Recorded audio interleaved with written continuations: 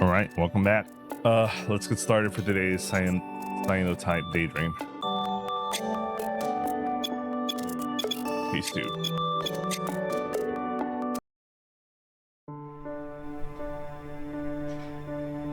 I walked through the darkened city on my way to the pub. Same streets I thought I'd my way through while chasing Olivia. A phantom pain from the strain still remains in my wrists. I look up at the sky while I walk. There's a full moon tonight. The view of Olivia's profile comes into mind.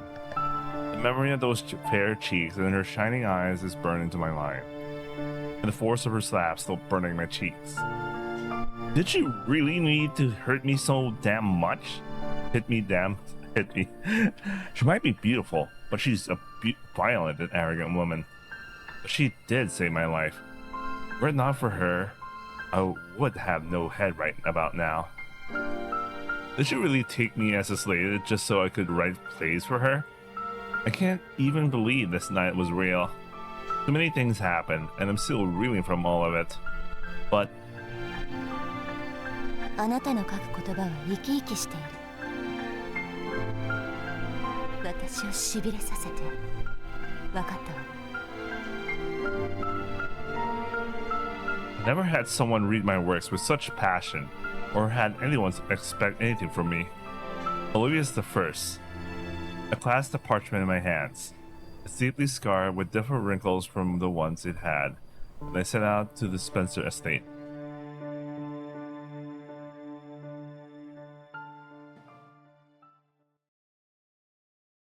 What? Is that it? No way. I mean, the opening song did play, but I'm like, what? Unless case 2 is really short, but I doubt it.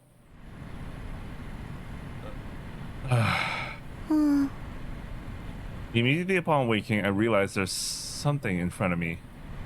My view grows clearer as my groggy eyes adapt to the light. Oh, Olivia?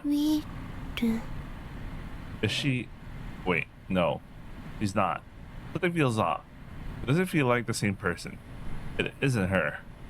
Huh? Where am I? Slowly sit up. The metal frame of the bed creaks in protest. I put a hand to my forehead. Right, I was dreaming. The fog in my mind slowly clears. Right. There was a white-haired woman in the dream too. I was a young man lurking in a pub. Then I became a playwright. None other than Shakespeare himself. But I can't remember anything before that. Huh? I think the reason why they did one of the plot related well, not plot related reasons, not plot, it's not narrative, it's the implementation that you have different cases starting, you know, having a wipe after one case. I mean, they gave like a reason for it, but like in terms of implementation, it's so that they could just reuse, you know, they could essentially do, they don't need to do like double work on like each time you start a new case. So the scenes after like a case, it's as if, you know, it's the first time you're encountering it. Anyway, I scanned the room slowly. Next to me is the bed, just like mine. The two beds are the only things that in the otherwise dark and empty room. Where am I? Who is she? Am I? I put a hand to my forehead and think. I can't remember a thing. All I can recall is the dream I just had. Were you sleeping too? I think this is exactly the same scene. Is it exactly the same scene, or is it slightly modified? I actually don't know anymore. Like the first time you wake up from the bed. I'll watch the VOD just to inspect that. The girl gets a small nod, or so it seems. It was so slight. I wonder if I'm imagining things. Just then the door to the room opens. Another girl comes into the room. Beside her, hovering in the air, is a small robot made of spears like a お snowman. はようございます。 Okay, I think, yeah, no. I think the scene is a little different. Maybe a little. I actually don't know. But it feels like it's a little different compared to like the first time we had to wake up from the bed. 質問がたくさんあるはず。こちらへ。 She abruptly turns her back on us. はい。 The white-haired girl trots over to the open door, barefoot. Seeing this, the other girl walks to the bed and picks up a pair of sandals before returning to the doorway. She doesn't seem to mean us any harm, at 来 least. ないんですか？ Okay. I hurriedly get to my feet. The polished white floor feels warm against my soles. I notice a pair of sandals lined up beside my own bed. I put them on and hurry to the exit. Okay, this is the exact same line. Yeah, I think the scene is gonna be, well, they give an excuse that all the food is gonna be the same, I guess. The interior of the whole place appears constantly drab. Yeah. Okay. So it's considered as a new scene. So there might be some differences. Everything feels unnatural and organic, and yet I can smell a faint trace of a wooden scent. The corridor is also warm. The whole place seems to maintain a placid temperature. Yeah, that's the same line. As we walk, I think of what questions to どう ask. ぞ。 The girl places a big round plate in front of me. She does the same for the white-haired girl. The two plates are set perfectly perpendicular to each other. The girl has no plate in front of her. Maybe she ate already. I wonder to myself as I scoop some food with my spoon and bring it to my mouth. It's a slightly sweet porridge-like substance. It warms me up and makes my stomach clamor for more. I spoon bite after bite into my mouth. Then I raise my face. I see the white-haired girl is also eating. The girl stares at me in silence. はい。 Where are we? 環境再開発研究所と呼ばれている施設です。 Okay, I don't remember if she answered this the first time we asked this question. Anyway, that's 人類が居住可能な地上環境を整えることを主な目標としている研究施設です。 yeah, this might be a different. Yeah, this might be. I think she answered differently this time around. I don't remember. I recognize some lines, so if I feel like I haven't seen it before, there's a good chance it's different from the first time, maybe. I think I asked the wrong question. I understood most of the words she said. Okay. Oh wait, no, I recognize this line. I understand what she's saying in general. No one can live on the surface. That's obvious. Anyone could tell you that. What I want to know is, how much memory do I retain? For example, I know that this is a plate, and I recognize what a spoon is. And when she mentioned what kind of facility this is, I felt a vague sense of familiarity at the term. Academia, researchers, white coats, test tubes. It conjures a certain image in my mind, but I can't recall anything about myself. I can't see myself in any of the scenes my mind conjures. So, you know who I am. The girl あな nods. たの名前はカイト。今あなたが知っていい個人データはそれだけです。 Kaito then. You know more about me? Don't you? My occupation, my age? The girl nods. But you can't tell 情 me. 報の統制は永続的ではない。しかるべき時が来たら、あなたには全てが知らされる。今ではない。 Am I being held here for some reason? She shakes her こ head. こで行われることの全てに、あなたは同意している。 Yeah, I think same line so far. 記憶のコントロールも、この施設での被験内容にも、あなたは全てに同意している。 Before I lost my memory, you mean? She nods again. What do you mean by this? Who's running this place? 睡眠時の脳の皮質活動を記録している。あなたの役割は決められた部屋で眠ること。 Huh. 端的に言えば、あなたの夢を記録している。 What? ここで生命維持活動をしながら夢を見ること。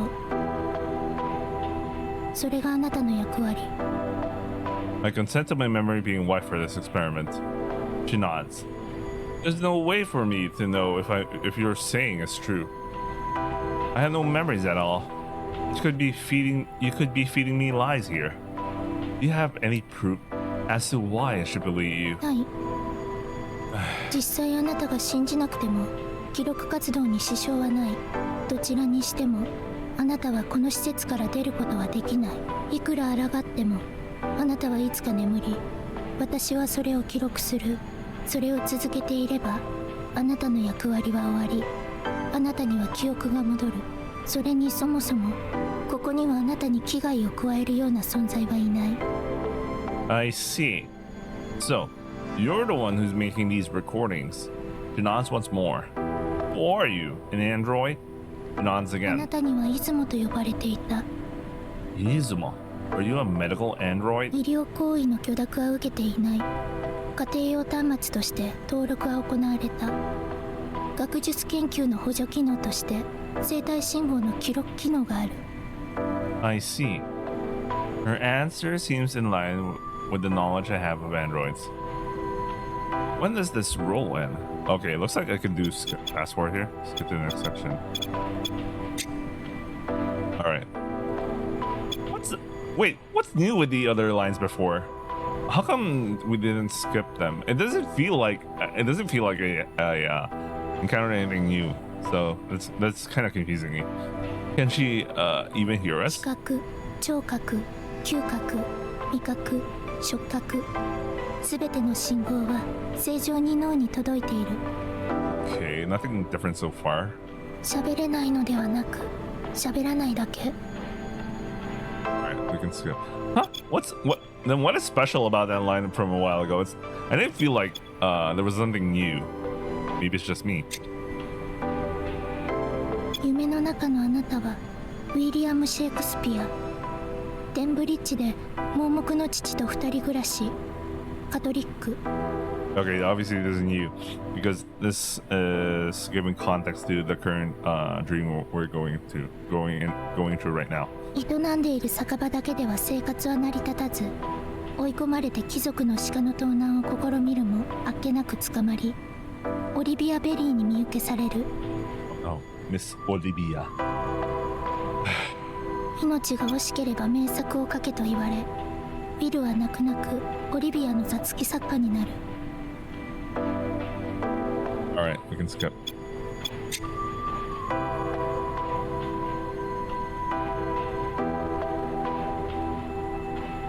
With that, Izumo gets up. I follow her lead. Yonagi watches us, then does the same. You coming? Yonagi seems to be staring in my direction, but not actually at me. Okay then. 生活に必要となる設備は基本的に揃っている。浴室もあるし、簡易的なレクリエーション室もある。 Wait, why is it like both of them are floating? I don't know if they were supposed to be like bouncing like that right now. I see. So that's what we get in exchange for not being able to go outside. Izumo walks at a brisk, soundless pace, while the little robot floats after her. I walk behind them, with Yonagi trailing behind me. I can hear her bare feet flapping against the floor. Can't we even see the outside? 屋上がある。 Okay, this is new, I think. Because I remember they only started talking about like the terrace at around after the second time we go back. I'd like to see わ that. かりました。 The elevator door opens in front of us. Okay, I think this is a new scene.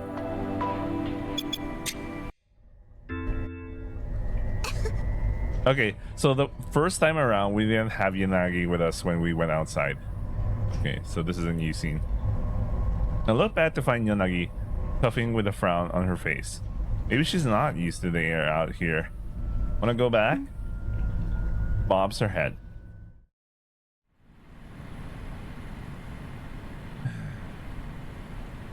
After coming back from the rooftop, I'm shown the bathroom and the recreation area.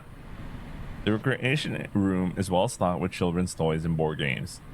Not much recreation for me, I suppose. Yanagi follows me the whole time. When we get back to our room, she goes straight to her bed and sits down. Yeah, I don't think Yanagi was following Kaito last time, but this time around she did. There's only silence between us. There are 2 beds in the room and a single basin. Above the basin is a simple mirror fixed to the wall. Alright. See this.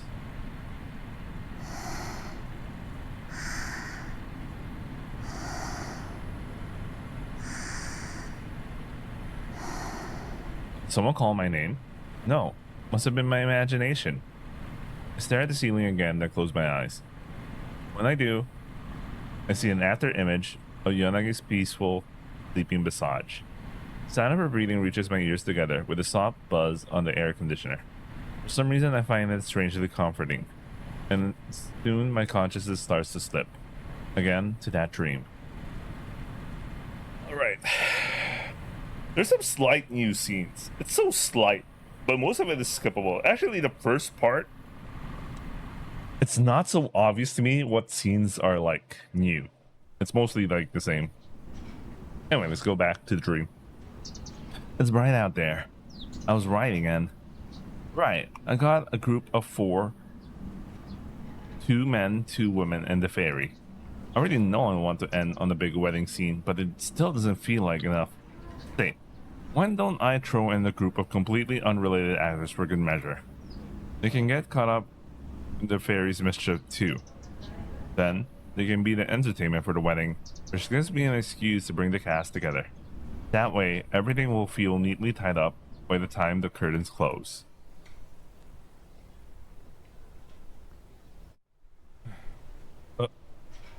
Oh? My forehead hurts. How long have I been passed out atop of my desk? I suppose the fatigue had to catch up to me at some point. I jump out of my chair and grab the script. Did I fall asleep while thinking of ideas? Have I not written a single word? My eyes run over the letters on the parchment in a frantic hurry. Thank God. Thankfully, everything I came up with is actually written down here.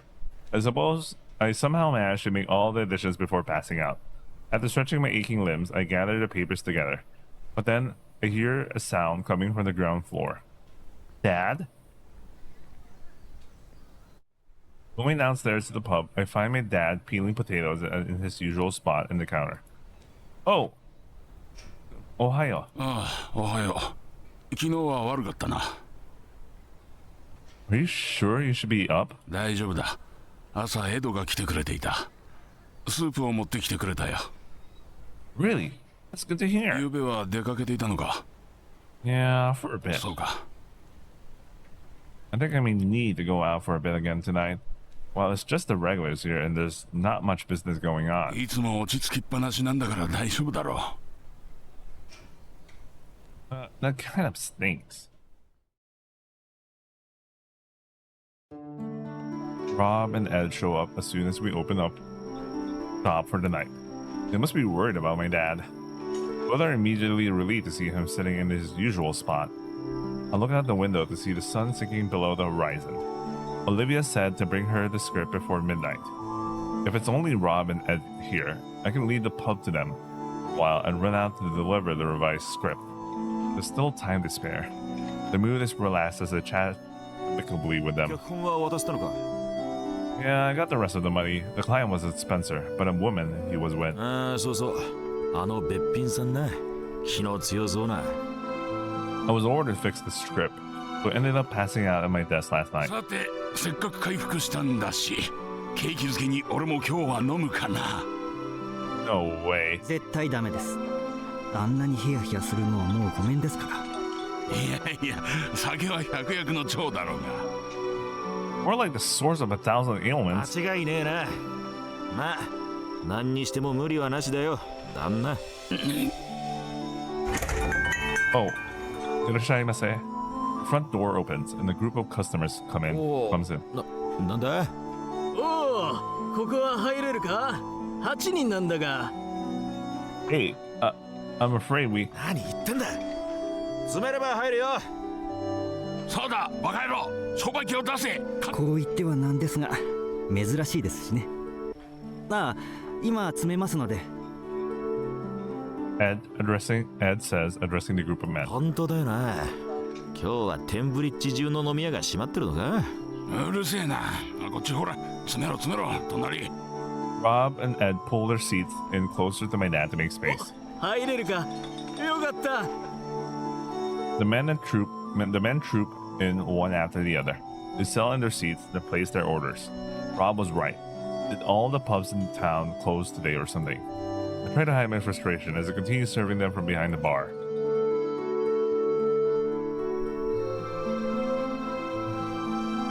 By the time the big group leaves, it's already past midnight. I can tell without looking at a clock. In this business, you soon develop an internal time tracker.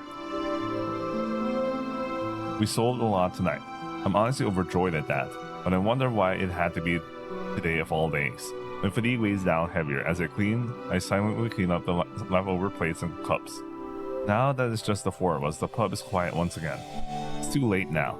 Am I gonna get hounded by that noble with that weird manner of speech, or will I just get thrown straight into prison before getting killed off or whatever? ユル、どうしたんだよ。飲まないのか。せっかくエドがおごってくれたのに。Right, I'll drink. やっと落ち着いたいつもの店に戻ったわけですし、仕切り直しましょう。Oh no, it's her. You can obviously tell. It's obviously her. I mean, there's only one white-haired girl in this fucking story, man. Welcome. A new customer comes in. He's tall and slender and wearing a baggy hat. He's an unusual sight to say the least.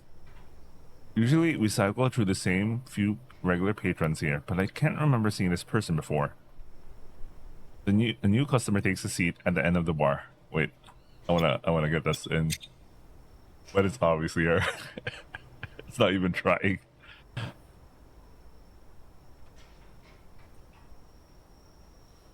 I serve him some of the mashed potatoes I prepared beforehand. What'll it be? Ale? A silent customer points to a bottle behind the bar counter. There's a bottle of aqua vitae sitting. Vitae? I don't know, man.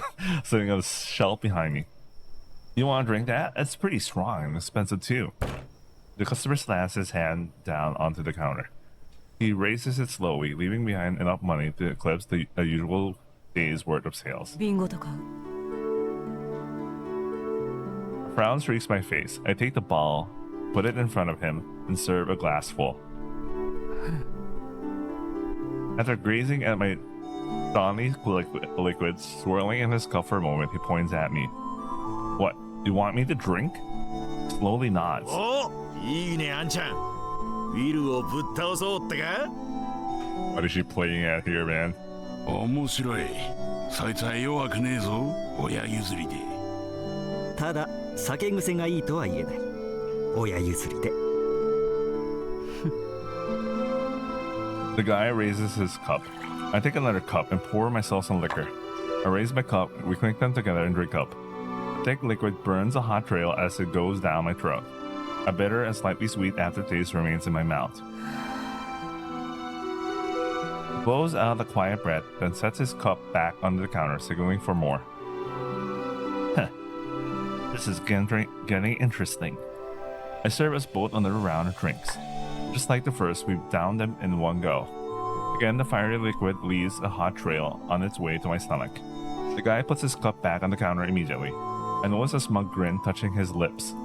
Those thin lips seem slightly familiar for some reason.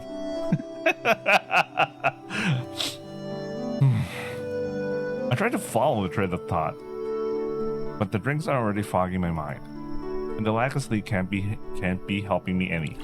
I pour us another round. The cup's empty as fast as the first time. I feel the third drink settle in my stomach. The heat starts to creep up from my belly, and I can feel it in my cheeks now. The glimpse of the man's face that I can see under the hat. He's having no difficulties handling this alcohol. I don't have a good feeling about this. I'm not stupid. I am under no illusions that I can win here. But I can't pull out now. Ooh, can't pull out. Sorry. He tips his cup forward. There's still liquor left in the bottle. Our customers usually do nothing but drink cheap ale and slurp down the insipid mashed potatoes I make. It's rare to say the least that anyone asks for spirits. I start the next round. This time I choke a little on the first gulp and leave some liquid in the cup. I go for a second swig and take care of the leftovers. But by the time I look down, the other man's cup is already set for more. What's the heck? What the heck's up with you? はいはい、ベル。もう降参か。They're drinking to the death. Find me again. You ruined my sleep schedule with rush jobs. 参戦してやろうか。 What kind of father sticks his neck in a kid's fight? 皆さんあんまり煽っては。 The guy takes the ball himself and serves for the two of us. Driven by indignation, I grab the fifth cup and force it down my throat. He's gonna die. He's already at the fifth cup. He's gonna be smashed so hard, man. I feel the liquor running over my tongue like a hot, numbing fire. It takes me several swigs, but it does down. My throat is burning up, and the sweet aftertaste is like a cloud of unpleasant fumes. Oh no! Oh no! He blinked. He's going down, man. He's going down. I think. Oh! I'm done for. I knew it. If I was in peak condition, 5 cups wouldn't even rattle me. I want to say this out loud, but my consciousness is fading faster than I can open my mouth. My eyelids and tongue feel like lead. He died.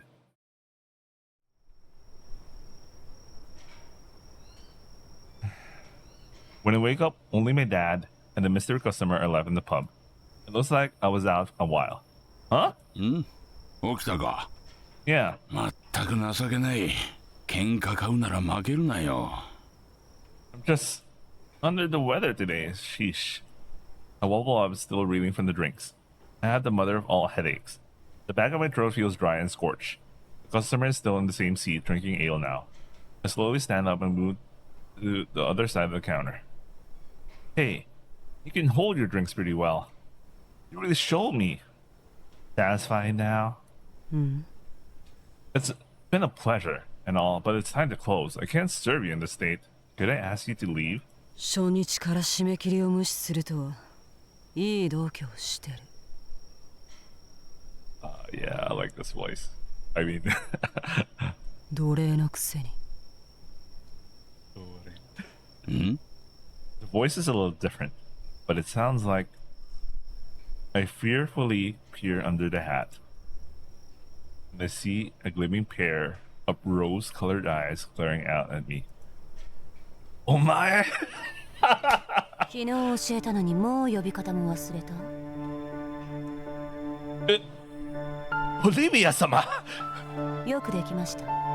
オリビア様。それで奴隷のあなたはご主人様の言いつけを無視してこんなところで何をしているのかしら。お前いつの間にか奴隷になってたのか。 This is no laughing matter. そうよ。盗みを働いて首をはねられそうだったのよね。笑い事じゃないわよね。盗み？おいウィル、それお前本当なのかよ。 Yeah. バカ野郎かお前は。なんだってお前はそんなこと。 We can talk about that later. 何？ I turn back to Olivia. Sorry. No. Actually, would you hear me out? もう昨日の誓いを忘れたの。あれ？女の声か。そうよ。男だなんて言ってないでしょ。あら、そうだったのか。 What are you going around dressed like that for? いろいろ便利だから。 She says, taking off her hat, letting loose her long locks of hair. 何か言い残したいことは？ I like how her ま hair ずに未練はない。 I like how her hair is already tied and all. I know I messed up. I fixed the script. I just couldn't get out of the pub until 見せて。 Olivia presents her hand to me. I sigh and reach for the rolled up script from under the counter. She snatches it from me and begins flipping through the page at a fast pace. I did what you asked. I was up all night writing. She completely ignores my explanation. Olivia seems more interested in devouring the script with her eyes. It looks like I'll have to wait for her to finish reading. いいわね。よくなった。 She murmurs, standing up. Then she begins reading out parts of the script out aloud. The scene where a woman exclaims her love for a person she hated up until she was slipped a love potion by the trickster fairy. Olivia recites the man's lines with perfect dramatic cadence. へえ、いい声だな。 I wish they showed the scene and tell us about the scene, man. we have a talented voice actress here, man. You could do it. うん。いいセリフ。だけどちょっとリズムが悪い。ねえ、言い方をこう変えてもいい？ Wait. Olivia shoots me a suspicious look. The outfit she's wearing intrigued me, but after hearing the adept localization, I'm now certain. Dad, I have something I need to talk to this customer about, and it's a little personal. な？ Can you lead things here to me? まあいいか。どうせ酒も飲ませてもらえないし。 Of course I'm not. じゃあ、あんたもごゆっくり。どうも。 My father takes his cane and goes up the stairs. Olivia stares after him for a moment. When he's gone, the only people left in the pub are me and Olivia. だからお前呼ばわりは許さないって。 You're thinking of performing on stage? 何言ってるの？ I heave an internal sigh of relief. I suppose even though these out-of-touch nobles have a lick of common sense, it's prohibited for women to appear on stage like male actors do. Oh yeah, that was during the time when there wasn't a gossip of an actress. So I'm guessing she's been acting under the guise of being a dude. Committing such a sin in front of a crowd of spectators would be akin to slicing your own neck with a sword. The crowd wouldn't react kindly to such an offense either. Never mind, I just thought that. 当たり前じゃない。 What? 何のためにあなたを奴隷にしたと思ってるのよ。私にふさわしい最高の演劇を作らせるために決まってるでしょ。 Wait a moment. You're a woman. だから何？ You can't act on stage. What a ballet troupe leader would approve this. 座長私だけど。 Dios mío santo! Why did he suddenly speak in Spanish, man? Oh my god. Now I'm talking like that madman Spencer. 問題ある？ How would there not be? その問題しかない舞台にあなたも立つのよ。 Excuse me? No. Wait. Wait a second. Am I having a bad dream right now? I'm actually still knocked out from the liquor, right? That must be it. It had to be. There's no way a woman could be the leader of an acting troupe in Tembridge. I wasn't just imagining things when I thought you were off. よく言うわね、自分のこと棚にあげて。こっちが教えるまで気づかなかったくせに。その綺麗な瞳は飾りなの。 A pub is no place for a woman to come on her own. I didn't imagine one would ever would. 舞台だって女が立つ場所じゃないんでしょ。その目は節穴で脳みそにはウジが湧いているようだから、もう一度おさらいしましょう。ねえ、あなたは今私の手のひらの上で生かされているの。奴隷を生かすも殺すも私次第。あなたのルールは私そのものがあなたのルール。酒場に女が来ないとか、舞台に女が立たないとか、あなたの思い込みは今この場所で忘れなさい。そういうバカみたいなルールは私の中にはないの。だからあなたもそのルールを忘れるのよ。たった今から。 After this monologue, she stands up. 脚本は受け取った。稽古は明日から。 Wow, she just dispelled sexism in one go. Anyway. Wait, where's my mouse? Fuck. Anyway, there you go. 無断欠席は許さない。次は容赦しない。 Are you saying you'll kill me? 死んだ方がマシだと思うかもね。あなたみたいなお坊ちゃんは。You Damn. あなたの主人であり座長よ。言葉遣いに気をつけなさい。 I promise the right place. I'll write as many as I need. I'll write masterpieces that you couldn't even think of if you bang your head against a desk for the rest of your life. 今のあなたには無理よ。 What? 今日の開口を見て確信した。今のあなたには無理よ。 And what would that be? 頭の中だけで作ってるでしょ。セリフも動きも。舞台に立ったことがないからよ。 Yeah, that makes sense. Okay, that makes sense. I like that. I like that reason because he was never on stage and he never had a feel for like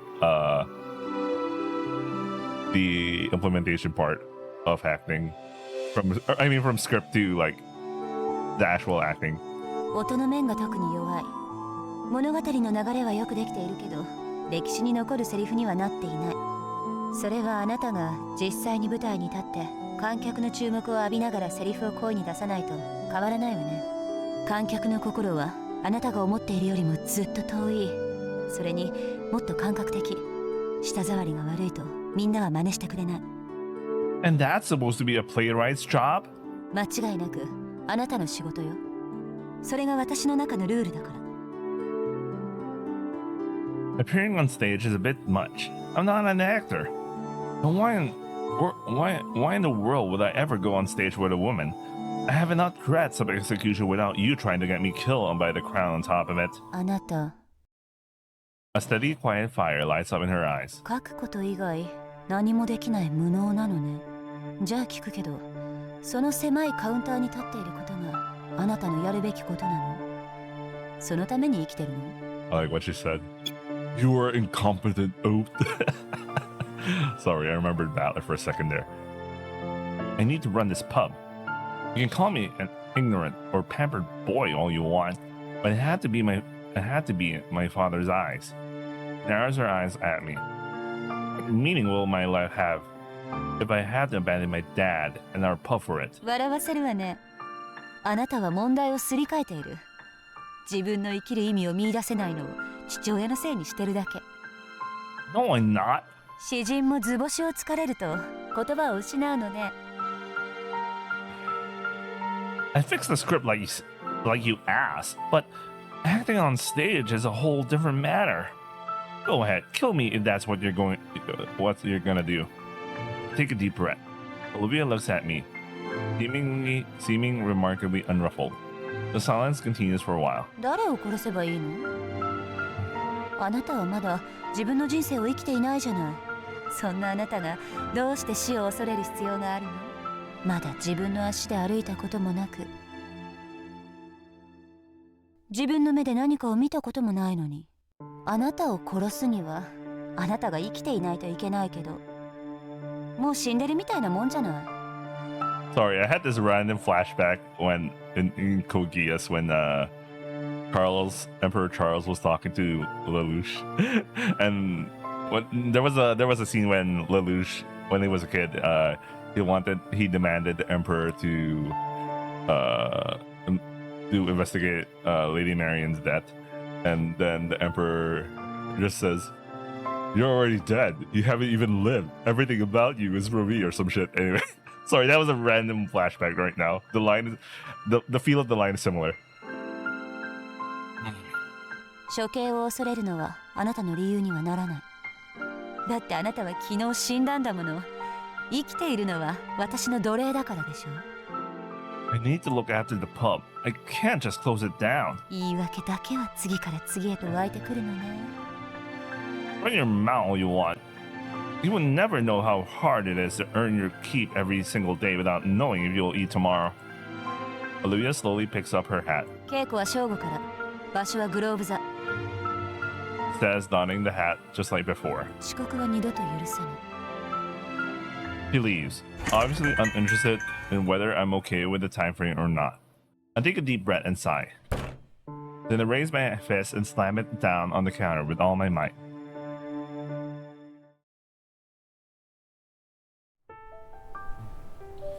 I'm extremely annoyed. He has not an inkling of the awareness one needs to be a professional. Why was such a talent bestowed on such an idiotic, naive boy? If I was blessed with such literary talent, I would be creating masterpieces at daily. I am so deeply annoyed. I'm sure he doesn't even realize he's acting like a child. Well then, I'll crush down all his flimsy excuses. So, he wants time. Fine, I'll give it to him. I did it all before becoming a noble. Customer service, scrubbing floors, cooking, you name it. I can do it all twice as fast and better than him. I certainly wouldn't have gotten caught stealing deer like he did. And I speak from experience. He's too green, in every sense of the word. I don't have time to dismantle each of his silly little walls one by one. The selection to see who will perform for the court is at hand.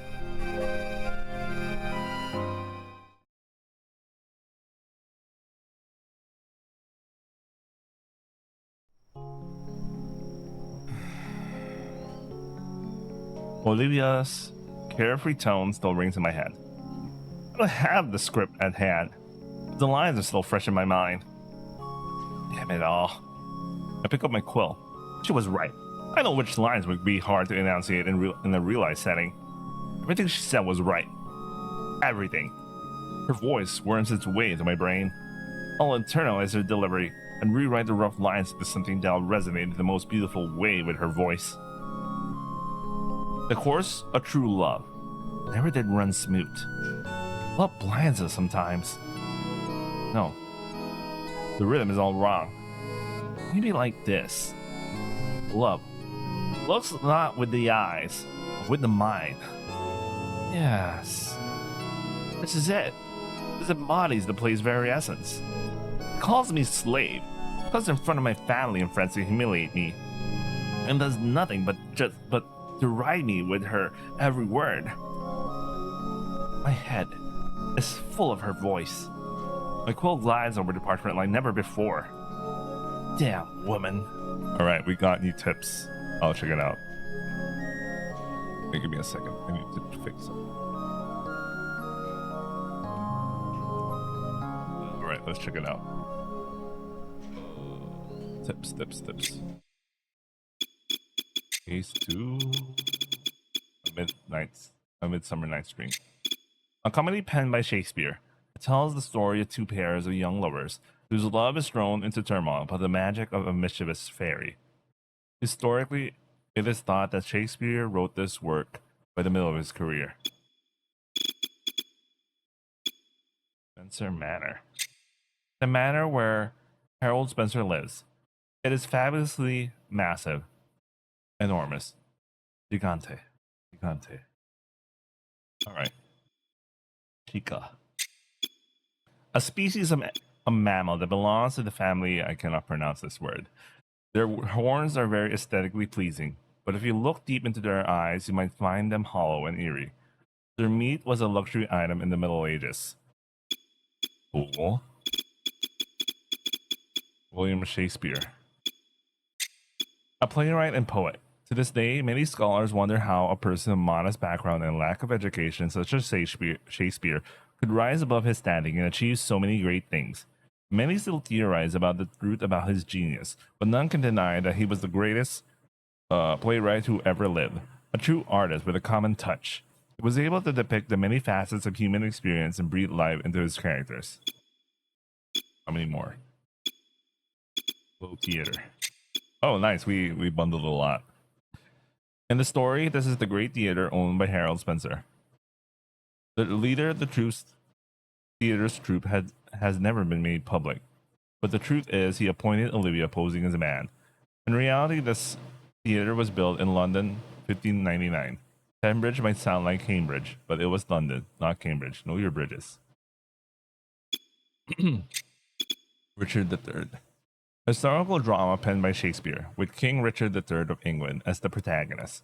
It tells the story of Richard III, who appeared in the play Henry VI, Part 3, which Shakespeare wrote before this one. Nowadays, people will perhaps have called this play a spin-off. If you want to know more about it, please look up on Wikipedia. Thanks for the recommendation, bro. Heel notes. The Taming of the Shrew. Lord Spencer seemed to appreciate the character of the drunkard Sly, who appeared in this play. Thanks. Look up Wikipedia. Okay, bro. Okay. Non-violent solutions. Mankind hasn't found one yet. I don't know the reference. I mean, when did this tip show up? And like, you know, Love is Blind. A famously quoted line from one of Shakespeare's works, The Merchant of Venice. Okay, what about mashed potatoes? A dish that relies on the strength of the king of tubers to amaze and dazzle the tongue of all. It can be quite delicious, but the fact that it is easy to make means the dish has become synonymous with the inability to cook. No, that's not true. Don't you know? The more simpler, well, you know, a dish that is very easy to make is very hard to make it extremely good. Versus, because it's so simple, man. It's so simple. That's the little touches that make a huge difference from like your whole slop. Christopher Marlowe, a poet and playwright. Whereas Shakespeare was said to be a borderline illiterate, Marlowe studied literature at the prestigious Cambridge University. He started writing plays when he was still a student and began laying the foundation for what would become the Elizabethan theater before Shakespeare was even part of the picture. If his time as a playwright then overlapped with the legendary Shakespeare, perhaps his name would have left a more lasting impact. I guess he fucks up. Court performance. A performance that is held several times a year at the palace in Tunbridge and carried out by a troupe selected by the Queen herself. The competition is extremely fierce to be the most popular theater in town, thus earned the honor of the court performance. Alright. We read Watchmen. We read this. Yeah, we already read that. Pay for one's bondage. This is the act of paying a fee to take ownership of someone who is already owned or otherwise has their freedoms restricted by another party. Okay. Alright. Whatever, let's go. Go back. Yeah, woman. Clenching my teeth, as what I hope looks like a wolfish smile spreads across my face. I'll let the quill dance across the parchment with a mind of its own.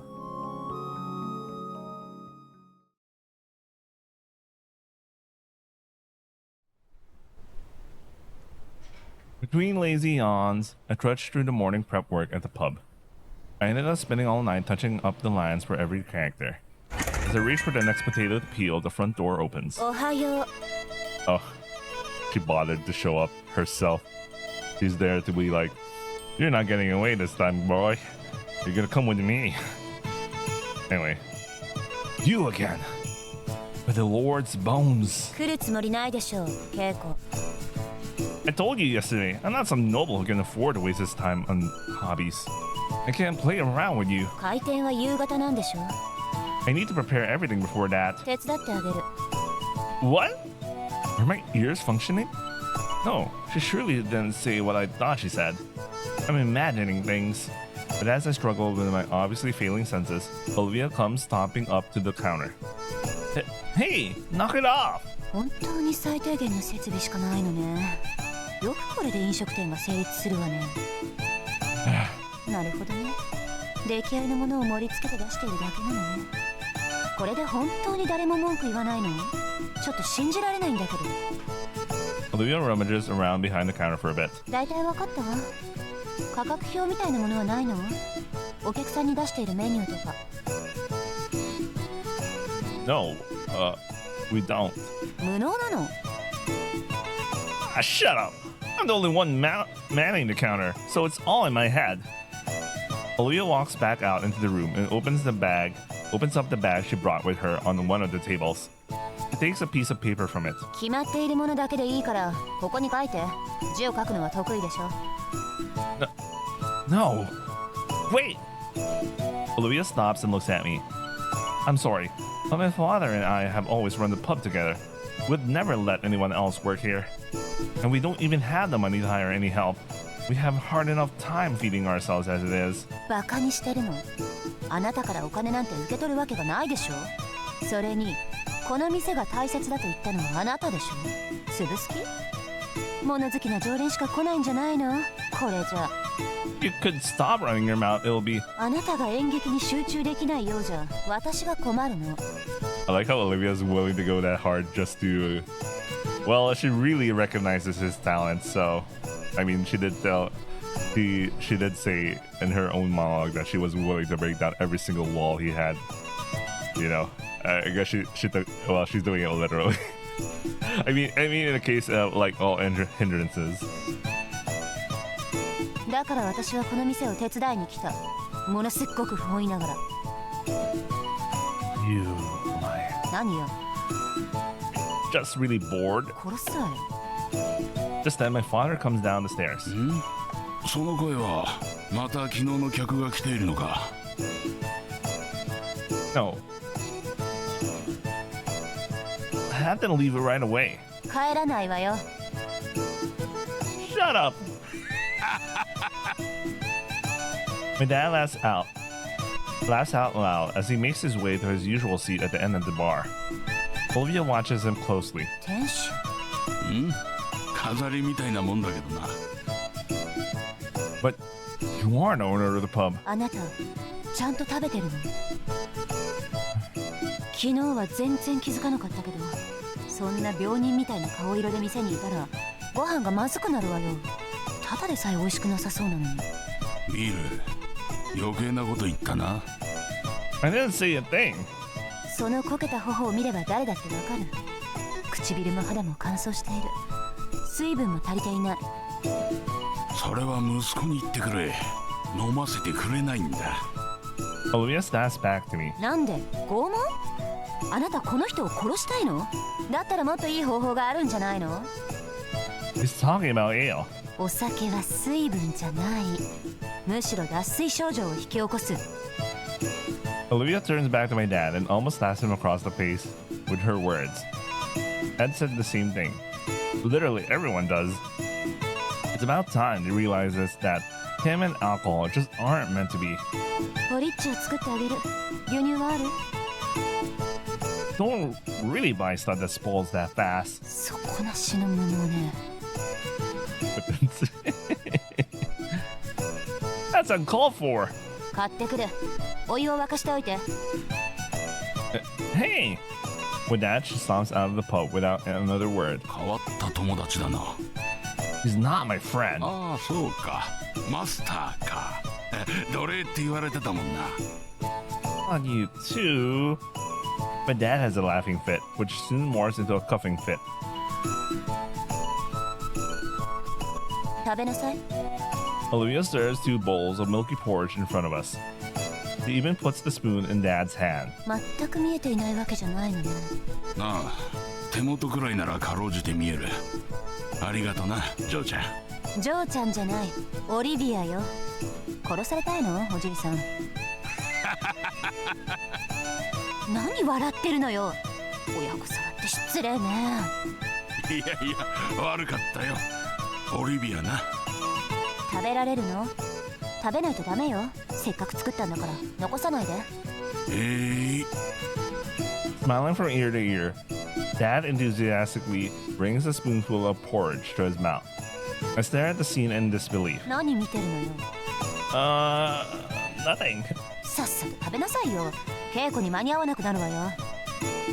I do as she says and take my own bite of the fresh, steaming porridge. うまいな。 It has a warm, mellow texture, and the sweetness spreads throughout my mouth.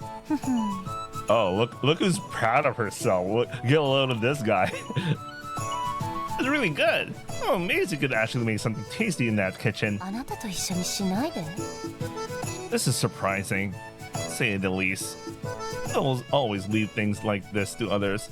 I had them pegged for the kind of people that can't do anything on their own. I spooned down more of the hot porridge, enjoying the sweet goodness warming my stomach. そのじゃがいもは？ Olivia is looking down at the pile of potatoes stacked behind the bar. I chase her gaze to the potatoes that turn back to her. I usually turn them into mashed potatoes. なるほど。無能の料理の代名詞マッシュポテトね。Did mashed potatoes kill your parents or something? Olivia turns to my dad. 店主、実はあなたの息子を借りたいの。借りたいというか、本当はもう私のものなんだけど。Olivia's tone is disgruntled. You're gonna give people the wrong impression. 無能なのに借りてどうすんだ。 Hey, 確かにこの場所では無能だけど。Olivia glances at me. 劇団にいれば違う。全然無能じゃない。Dad raises his face in her direction, still taking spoons of porridge from his mouth. 彼の脚本が私たちの一座に必要なの。だから彼の時間ができるようにこの店を手伝う。いいわね。 Wait, hold that horse. I enjoy working in the pub. I promise the right steps for you. I can do that while I'm also doing my job here. 昨日も言ったでしょ。あなたは舞台を知る必要がある。生の役者に生の観客。舞台装置も見ないと本当の力が発揮できない。あなたはもっと書ける。それは俺が決めることじゃなさそうだな。 My dad faces forward as he speaks, still eating his breakfast. That's not a problem, Dad. This pub is, you know, this is a gathering place for Catholics. My dad wants to protect the freedom of a religion. I can't say that in front of Olivia, though. Not with a queen who executes Catholics on the throne. And Olivia is one of the nobles serving under her. If we let her hang around in here, we could all end up hanging from the gallows. Does Dad understand the danger we're in? I don't think we should let just anyone work here. それは店のことだろう。お前のことはお前が決めろよ。毛の生え揃ってる大人だろうが。お前が決めたことなら周りの大人は誰も文句言わない。意味はわかるか？ Dad looks straight at me. He's probably talking about the people who gather upstairs. 仕込みは私も手伝う。ただお店を開く時間は遅くしてほしい。その代わり売り上げが下がらないように私もお店に立つ。 You want to serve people too? 稽古は夜までかかるわよ。夕方には開けられないんだからお客を増やすしかないじゃない。I guess. 頼もしくていいじゃねえか。女っ気がないってずっと言われてたんだしよ。ビルの作る飯よりうまいし。 Are you sure we don't need to think about this a bit more? さっきお前が言った通り、確かに誰の手でも借りたいってわけじゃない。でもこいつなら大丈夫だろう。こいつじゃない、オリビア。 But you only just met her. 目を閉じてる方が見えるものもあんだよ。覚えておけ、ウィル。ごちそうさん。うまかったよ、オリビア。明日も作ってくれ。私の作る料理がまずいわけないでしょ。 Wow, I love that. I love that fucking brag, man. 楽しみだ。決まったわね。 Olivia turns back to me. これであなたが断る理由はなくなったはずでしょ。どう？ Man, I really like this voice actress, man. 今日の稽古は正午から。台本は昨日役者ごとに分割しておいた。仕込みさっさと終わらせて向かう。ほら何してるの？動きなさい。あなたの店でしょ。 Is this really okay? Things are moving too fast for me. I feel like I'm gonna yank around on the leash. I mean, you are her slave after all, isn't it? I trot alongside Olivia as we make our way through the busy streets. She's as fresh as a daisy despite the exertion. When I feel like a pile of manure. We arrive and Olivia goes backstage. When she comes back, the whole troupe is with her. There's another girl among them. How in the world is this troupe allowed to perform? Are they all desperate enough to work under a female troupe leader? I suppose 2 women isn't much worse than a single one. It only takes 1 to get you executed anyway. But maybe that's a dude. みんな、今日から新しい本の稽古を始める。それと新しい団員が入る。 Olivia says, then turns to me. All the eyes of the troupe are on me now. ウィリアム・シェイクスピアよ。新しい脚本家。今日から稽古する本も彼の作。あと舞台にも立ってもらう。台本はもう分けてあるから一人ずつ配る。Olivia turns back to me. So does everyone else. 何？ I made some revisions last night. そうなの？変更があるのはどの配役？ All of them. Her eyes widen in surprise, then she scowls at me. どうしてもっと早く言わないのよ。持ってきたの？開口版。No, but I remember it all. 全部？新しいセリフ全部覚えてるの？ Yeah, let me see everyone's scripts. I'll fix them up. I don't know the tone of anyone's voice but yours, though. So I might end up revising the others' lines again. Oh yeah, he has photographic memory. This William Shakespeare. I don't know if the real one does as well. I make amendments to each script on the spot. Olivia zealously goes over the new lines as I write them. 良くなってると思う。まだセリフ覚える前だし、全員この開口版でいきましょう。She raises her face from the last page and looks at me. Wait, give me a second. I need to adjust something. I have a suspicion regarding something. Increasing the circle bits. Alright. 素晴らしいわ。ありがとう。 Her eyes glitter with an innocent girlish energy. It's a complete change from her usual high and mighty attitude. Then she hands me a script. これはあなたの役。これも自分で直しておいて。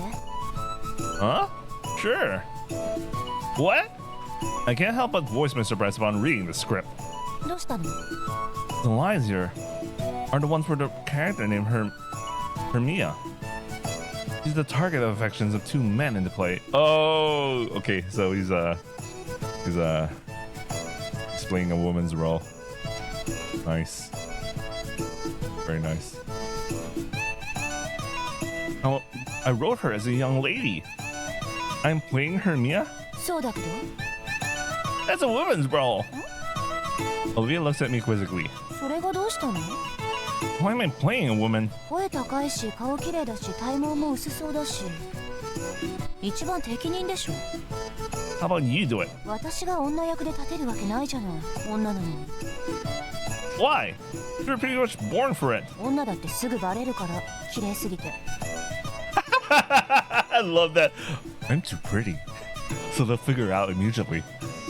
女が舞台に立つなって昨日自分で言ってたじゃない。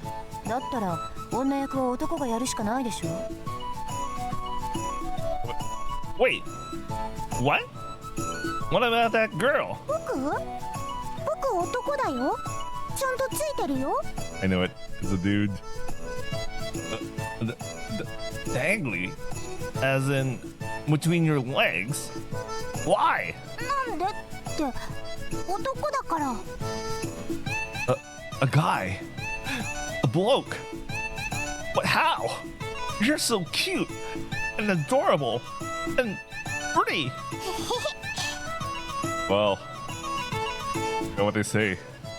20 bucks is 20. Nah, I'm not saying that shit. 様になってるでしょ。キキよ。彼もあなたの奴隷仲間。 Fellow slave? What the hell happened with these people? A fellow slave? よろしく。 Yeah. My pleasure. Wait, why am I playing a woman again? じゃあ読み合わせから。みんな台本持ってていいから。でも今日中にセリフ覚えること。初日は海軍大臣一座の終演日にぶつける。 Despite my protests, the rehearsal gets underway. Admiral's men. うちのライバルだよ。 Kiki whispers in my ear, which sends shivers up and down my spine. ライバルというには実力が離れすぎてるがね。 A particularly lanky member of the troupe talks into my ear from the opposite side of Kiki. So, which troupe is the losing one? 言わせんなよ。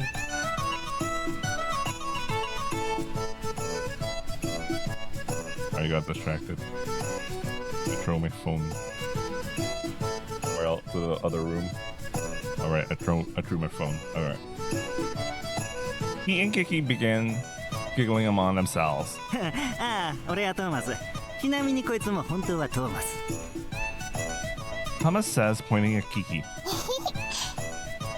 No, you're about Thomas. 紛らわしいからずっと女装してろって言われたの。だから呼び名もキキ。多分座長はもう僕の本名忘れてるよ。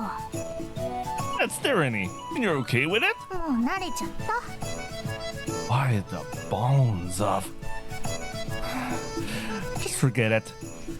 So, is the difference that big between this troop and the Admiral's men? 運命の差だよ。雲と地面の差なんて簡単に埋まる。 Olivia snaps back. Kiki and Thomas go silent in the blink of an eye. ウィルの脚本があれば。それはすごいね。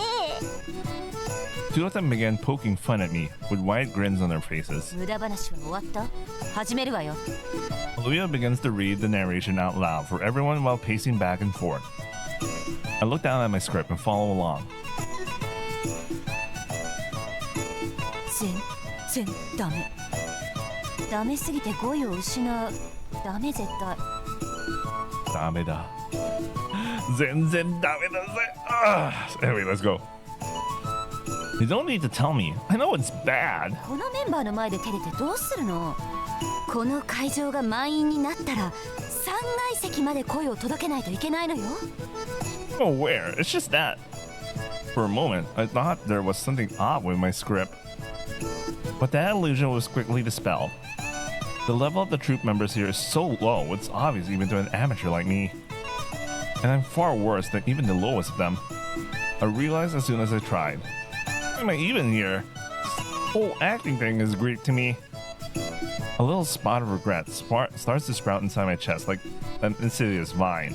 動きも硬いし、あとあまりにも女を知らなすぎじゃない？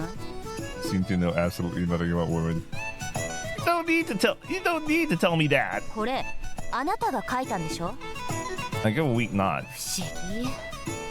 こんなに女の人が描けているのに、どうして芝居では表現できないのかしら。 Well, he has a good imagination, but he can't act out as one. 召喚で筆下ろししてもらってきなさいよ。Hey! Her eyes widen in surprise. 大きい声出るじゃない。 Is this normal practice for an acting troupe? I hardly think all this criticism is constructive. We're not gonna get anywhere at this rate. 他は知らないけど、まあうちはいつもこんな感じ。 How do you not know? Does no one knows how the competition operates? 他の劇団に行けるような実力があるやつは他に行ってるよ。当たり前だろ。 Is this a troop of rejects? 好きに言いなさい。でもあるものでやるしかないでしょ。嘆いているだけでは何も変わらないんだから。白い目で見られるのは慣れてる。後ろ指さしたければ刺せばいい。あなたたちが裏で何を言っていても構わない。でも私がいるときはあなたたちは全員私の奴隷。忘れないで。The air in the theater freezes over. Is it really possible for them to excite an audience like this? I see nothing but low spirits and slumped shoulders among the other troop members. Everything Olivia points out is a sound, which only makes being here more unbearable. For the most part, I simply wait for it to be time to leave, and I feel like I'm not the only one taking this approach. I simply pray that Olivia doesn't feel like focusing on me and wait for the rehearsal to end. Our unproductive rehearsal drags on until evening. When Olivia goes backstage, Kiki and Thomas approach me. お疲れ、新入り。ウィルだっけ？ Yeah. お前も何か弱みを握られたのか？ Huh? You? じゃなきゃここに来るわけないもん。ああ、俺たちもともと宝石商だったの。偽物のね。You were fraudsters? 簡単に言うと。そういうことだね。 And you got busted. スペンサーに売りつけようと思ったらすぐバレた。美しくないとか言われて。で、首跳ねるとか言われて。 And she asked to keep you too. そういうこと。 I see. Are rehearsals always like this? あいつもこんなだね。座長だけ空回りしてる。いつも。 How long have you two been here? 半年くらい。あそんなもん。 Maybe it's not my place to say, but why does this troupe even exist?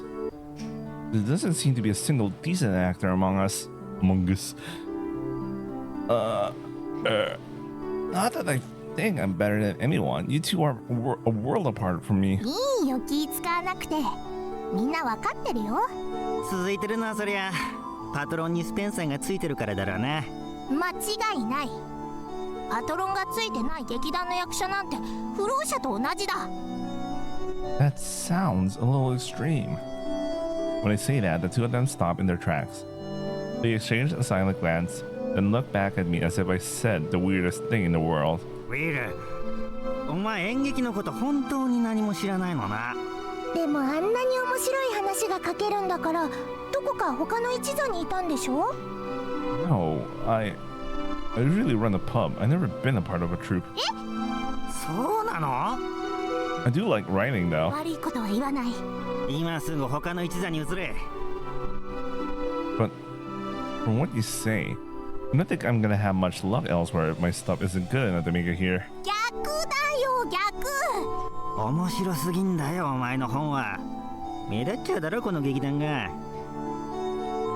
Oh, now I understand where they're going with this.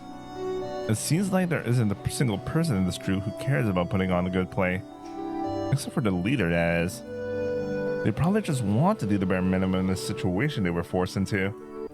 Just trying to keep a low profile and not call attention to themselves as they put up with being called slaves. Is that the way to play it when it comes to this troupe? ウィル、 What? まだ店は開けなくてもいいでしょ。一箇所寄り道する。ついてきて。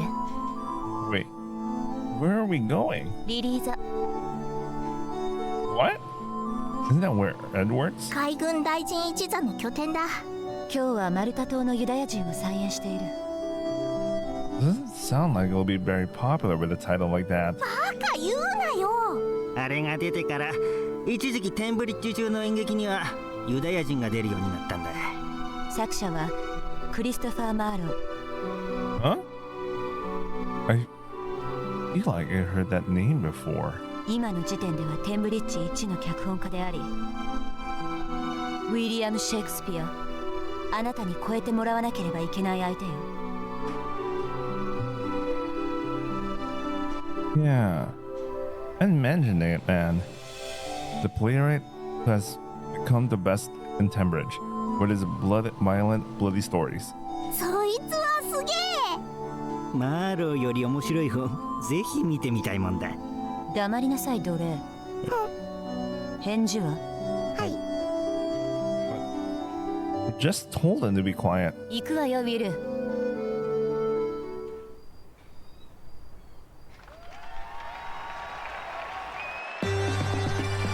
The Jew of Malta, by Christopher Marlowe, performed by the Admiral's Men, consisted of 5 acts in total. I can only describe the play as shocking and violent in nature. The cheers of the audience poured in, and at the end, the playwright himself appeared on stage. Do all playwrights come out to greet the audience like that at the end? 歓声が止まないときはね、観衆が劇に夢中になるとね、収まらないのよ。みんな詩人が好きだから。 I see. Deafening applause and cheers still filled the surrounding area as we exit the theater. 今のテンブリッジでは間違いなく海軍大臣一座がナンバーワン。人気も実力もね。どうしたの？ Aoya's reaction was staggering indeed, and the acting was incredible. However, I found the story rather obtuse. 何回？ It's a revenge tragedy that doesn't shy away from depicting that, right? Its political backdrop and undertones are rather marked as well, so I somehow feel that the play truly touched the audience's heart. They couldn't possibly have reacted with such unbridled excitement, right? 面白いことを言うな。 Yo, this guy. heard me shit talking me. A voice from behind surprises me and I spin on my heels. Ah, it's the man who came up on the stage after the play. This guy made an effort to hear like someone's shit talk his play.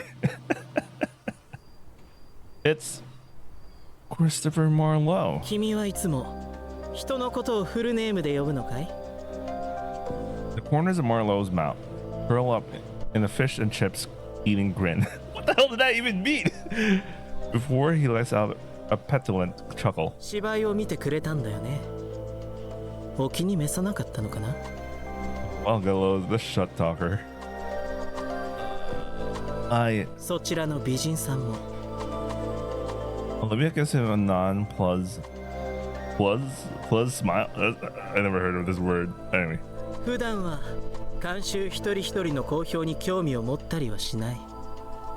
全く無価値だし。でも君の話は少し面白そうだ。聞かせてくれないかな？ No, I was just talking out of my. When I tried to turn away from Marlowe, Olivia grabs my sleeve. 逃げないで。 Olivia whispers low enough for only me to hear. She's staring straight into my eyes. Is that an order? She gives a swift nod. I sigh in resignation and face Marlowe again. I thought it was a really stunning play. I think it's amazing how you could rouse people in such a way. それは客が盲目だから。 I didn't say that. 濁すなよ。君も書く人間なんだろ？袖がインクまみれだよ。 Oh, is this guy also a fucking tante of sorts? Metante, rather. Metante. Because he was able to figure out he writes based on his sleeves. That's some 2008 Sherlock shit there. Anyway, I raise my hand out of reflex and notice black stains on the sleeve. 同業のよしみで君の見解を聞かせてくれよ。僕の脚本、何がダメなんだろう。 It's then that I realize a crowd is slowly forming around us. Of course, we're right in front of the Lily Theater. This is his territory. 聞いてくれ、みんな。 Well, I'll go with this guy. Slowly, Marlowe spreads his arms wide in an exaggerated gesture and addresses the crowd around us. 彼は私と同じ劇作家だ。その同業である彼から見て、今日の芝居は物足りなかったらしいんだ。今僕はその理由を聞かせてもらおうとしている。 Well, he そ brings のためにね。 he brings the crowd for the town shit talk. He stands smirking at me all the while. Olivia stands behind me, silent. When I look back, I see her gaze set firmly upon me. 遠慮しなくていい。 Olivia whispers behind me. Why is she doing that? I don't know her very well, but she's obviously not one to cower behind someone else if she has something to say. Is that another order? 提案よ。 I sigh again and turn to Marlowe and take a deep breath. I wouldn't say the play wasn't good. I just got the impression there was something inconsistent about it. It felt like different people wrote the first and second halves. 面白い。 Marlowe rudely cuts me off. では君は今日の芝居に歓声を送った観客たちは皆ちぐはぐな演劇に騙される盲人たちだと思っているんだ。 Don't put words in my mouth. The audience has no blame in this. I'm not pointing fingers at anyone. I know how easy it is to get swept up by emotion in a group. It's just that when people get swept up by sensationalist elements and the essence of the piece don't touch anyone's heart, I think it's a pity, that's all. Marlowe blinks at me in silence. 聞いたかみんな。 Roughly, he turns to the audience. この新人脚本家は今このリリーザで拍手を送った全ての人を憐れんだ。 Go this guy.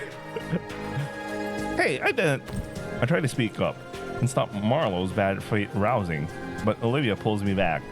Yeah, this guy's already like he tried to use the mop tactic. He says some different shit, even though William Shakespeare said something else. 名前を聞かせてくれ。 It's like the sound bites thing, man. Like you're listening to a whole conversation, and he only takes the parts that is easy to get a crowd roused up and all.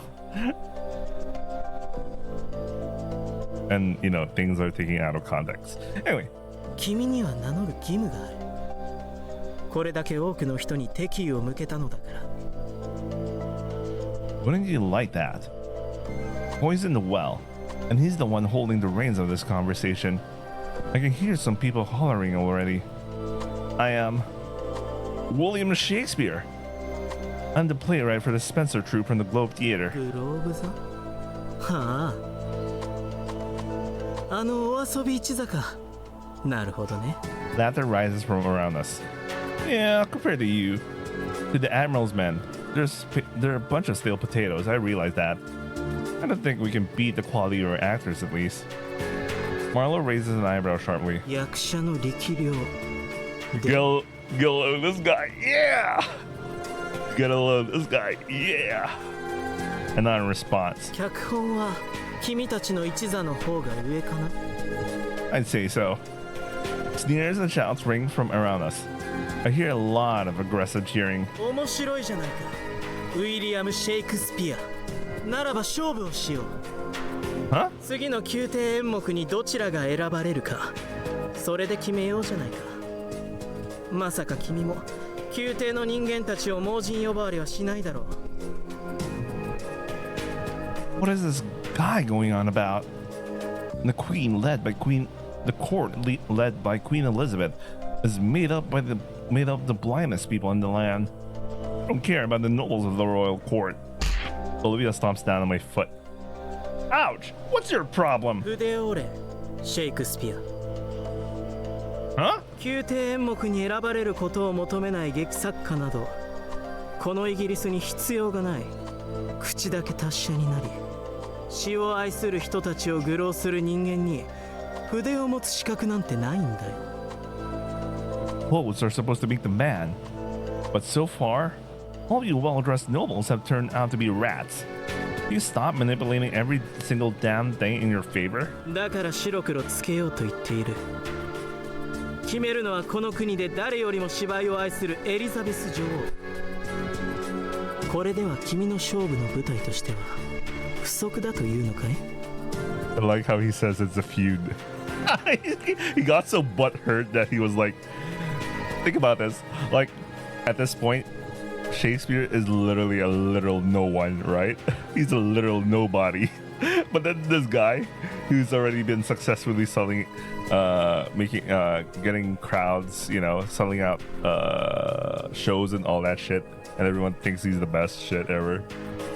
So he just decides to have a feud. It's like it's imagine like an award-winning director suddenly starts a fucking internet feud with a literal nobody YouTuber with like one subscriber or like the same number as the subscribers I have right now.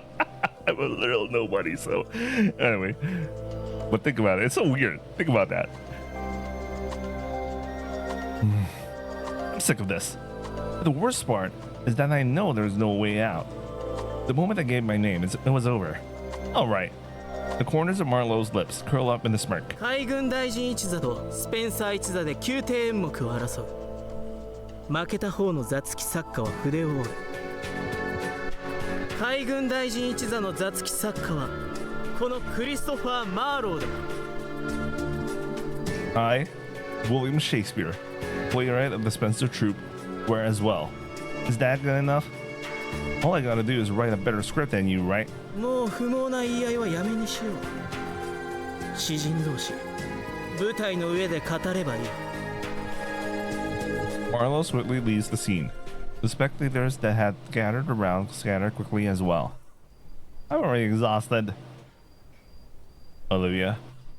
She looks up at me. What is this royal court performance? Olivia stops and stares at me. She was like, this guy. エリザベス女王の芝居好きはあなたも知っているでしょう。 Yeah, We left the Lily Theater and went straight to open the pub. As usual, no one was waiting for us to open. It's just me, Dad, and Olivia at the counter. First time I think the stars, there's no one else around. 彼女も参加する観劇会が宮廷で定期的に開かれているの。夏季は屋外でやることもあるし、冬季はほとんど屋内。その演目に選ばれるのはテンブリッジの劇団にとってはこの上ない名誉なことなの。I see. So, who decides to get the honor? 定期的に見に来る選定員が女王にある程度推薦はしているみたいだけど、街で話題になっているものを女王側から指定することも多いみたい。She really likes theater, huh? 前回の選定があってからもう随分時間も経ってる。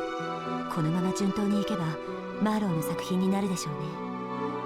That only makes sense. そうなんだろうな。あなた、そうなったら筆を折れって言われたでしょ。 Yeah, I honestly don't care for the man, but the truth is the truth. It looks at me as if I said the stupidest thing ever. And why did you spur me on? This happened because of you. 何言ってるの？最高の宣伝じゃない。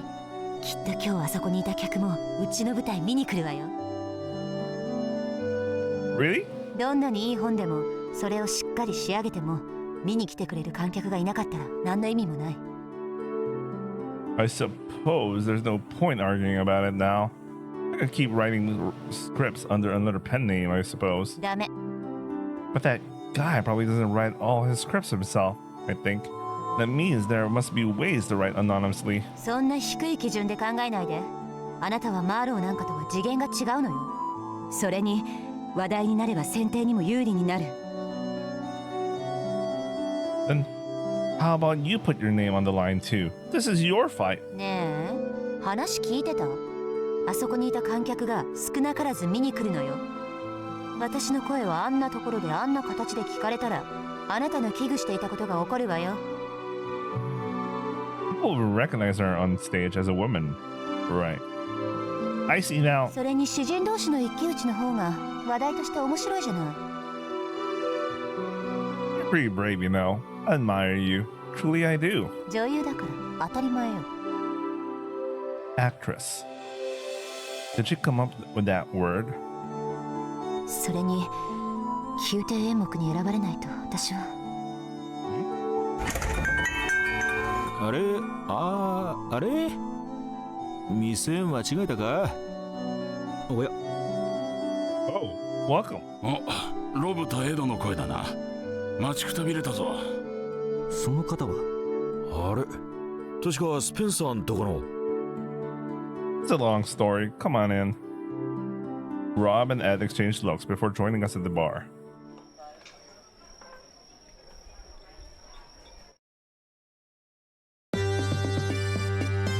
So, that's the story.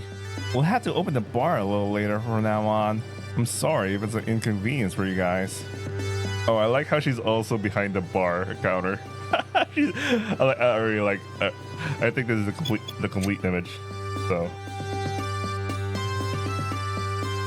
いや、そんなのは全然いいんだけどよ。料理が美味しい。それ。当たり前でしょ。お金をいただくのよ。 Olivia, surely you don't treat all our customers with that attitude, do you? ダメなの？ Of course there is. でも結構客も喜ぶんじゃねえか？ああ、お嬢ちゃん美人だし。誰がお嬢ちゃんよ。殺すわよロブ。確かにコアなファンができそうではある。あなたスペンサーのとこに来ている行商でしょ。ああ、覚えられてたか。ここで飲んだくれてるからこの脚本家を見つけたのよ。そういうこと。その説はどうも。ウィルも晴れて雑記作家ですか。トンビが鷹を生んだな。誰がトンビだ？殴れウィル。 Yeah, let's not start this again. じゃあオリビア。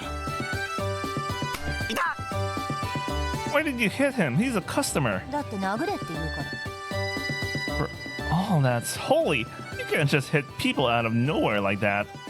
They're not your slaves. ウィルはオリビアの奴隷なんだもんな。奴隷？え、どういう意味で？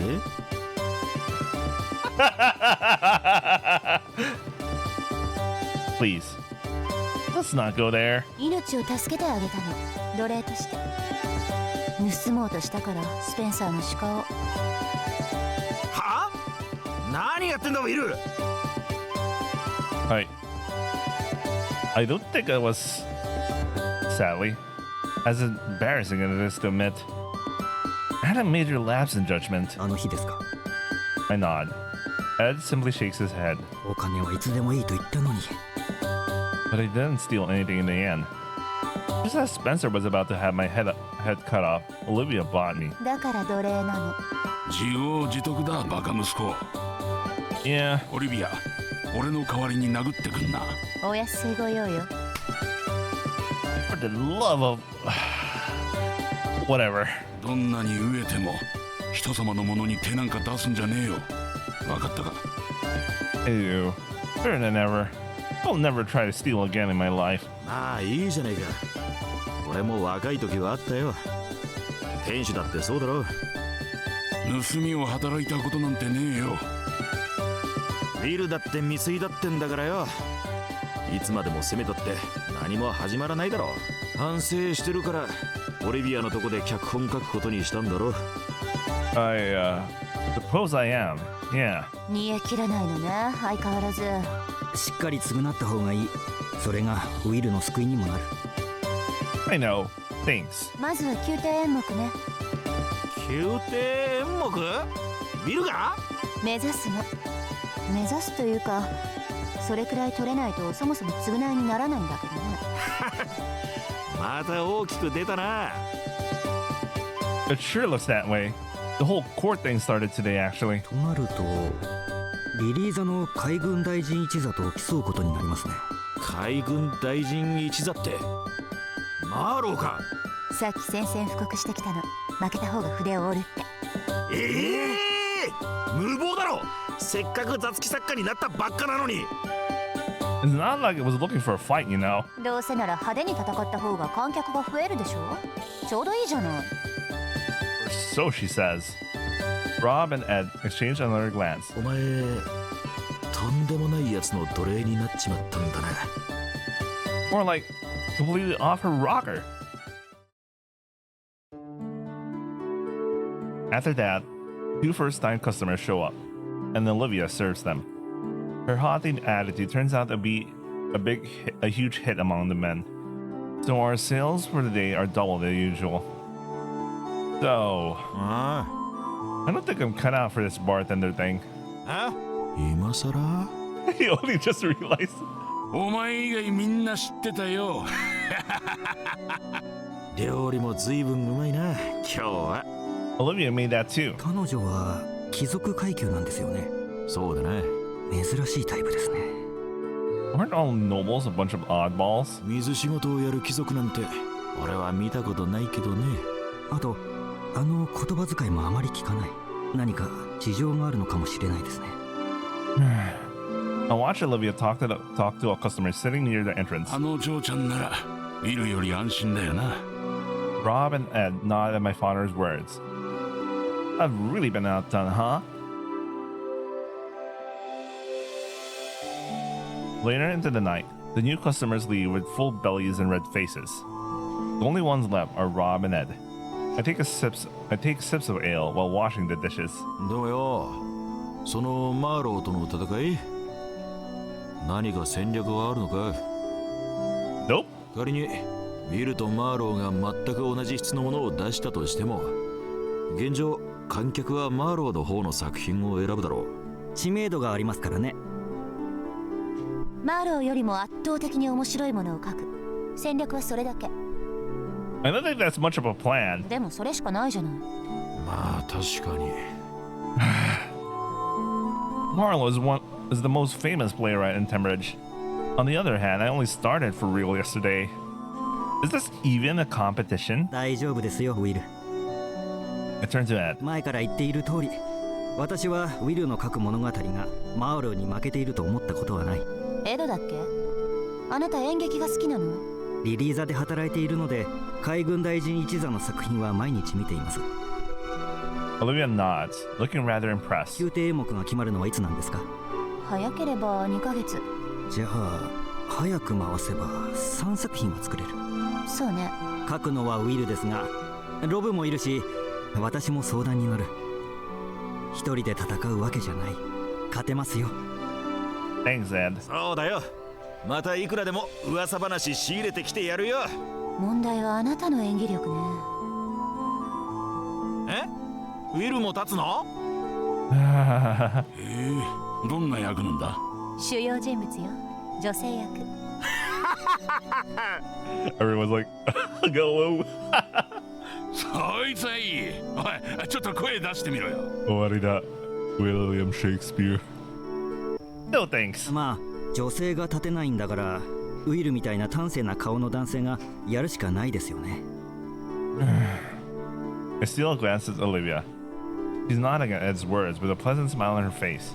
She really is an actress, huh? いやー、息子の晴れ姿、俺もこの目で見たかったな。What? Okay, Dad. Alright, if that's how you want it. Ah, shut up! After Rob and Ed leave, and my dad goes back upstairs, Olivia and I are left cleaning the pub. It was my first time working together with someone since I started manning the counter, and it really made things a lot easier than being alone. This were to help. I just... 別にお礼なんて求めてない。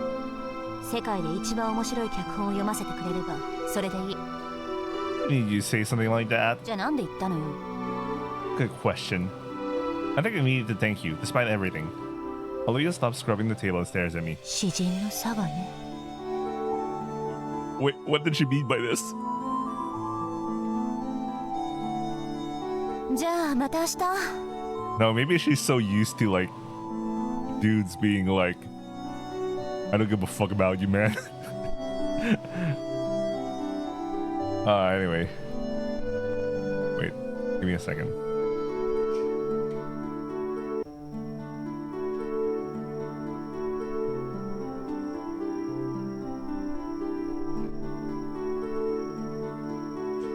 I'll be right back.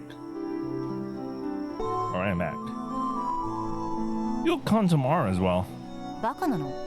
一日手伝うだけじゃ何の解決にもならないじゃない。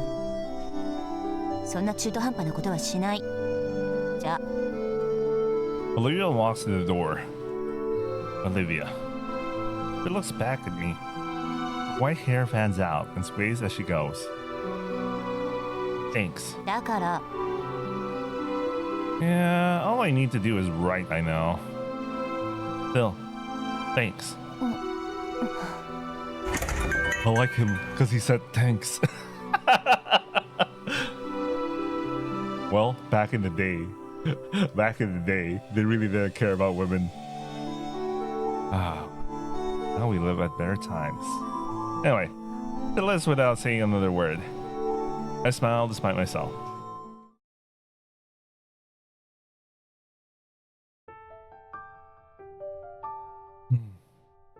It feels like a storm is brewing in my chest.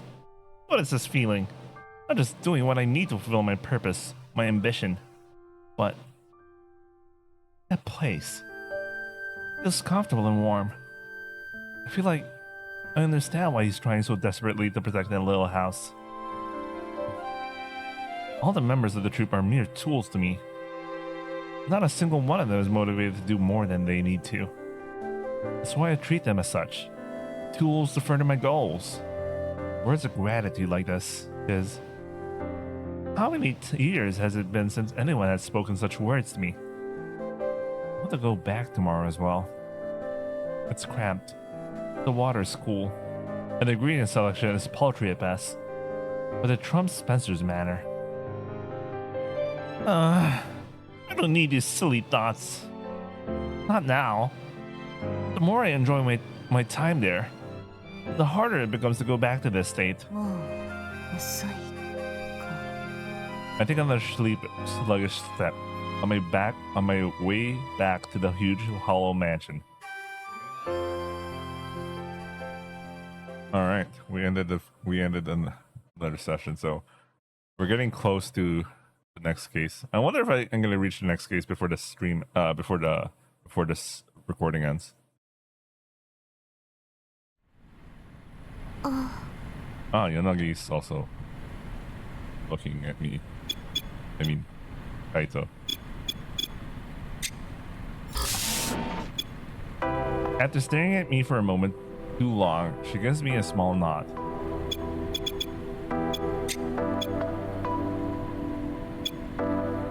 Women who couldn't act on stage. Okay, those are new questions. Is it true that women weren't allowed to act on stage? はい、あの時代は女性が舞台に立つことは禁止されていました。舞台の女性役は声変わり前の男性が演じていたそうです。同様に女性がダンスをすることも不吉な行為として意味嫌われていました。国によってまばらですが、社会の表舞台に女性が登場する流れになるのは19世紀に入ってからです。Too much time, if you ask me. There's Christopher Marlowe. A man named Christopher Marlowe appeared in my dream. 16世紀、イギリスで活動していた脚本家です。I glanced at Yanagi. He's staring absently at nothing as like usual. As I turned back to Izumo. Right. 後の世に名前が残ったのはウィリアム・シェイクスピアですが、シェイクスピアのデビュー当時、マーローはすでに人気作家でした。Yeah, he seemed pretty popular. 代表作はマルタ島のユダヤ人やタンバレイン大王、書けば売れる、シェイクスピアのライバルでした。シェイクスピアが登場しなければ、エリザベス朝演劇の代表作家はマーローと言われていたかもしれません。It was that good? キャリアの途中で命を落としたというマーローの不幸を差し引いても、作家としてはシェイクスピアに軍配が上がるでしょう。But why?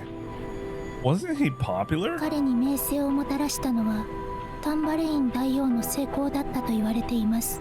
その勢いのまま劇作家になったマーローは、もしかしたら謙虚さを持たなかったのかもしれません。What do you mean? その後の彼の作品は彼以外の手によって書かれた部分も多くあるのではないかと20世紀以降の批評家たちは議論しています。 Like, the Jew of Malta?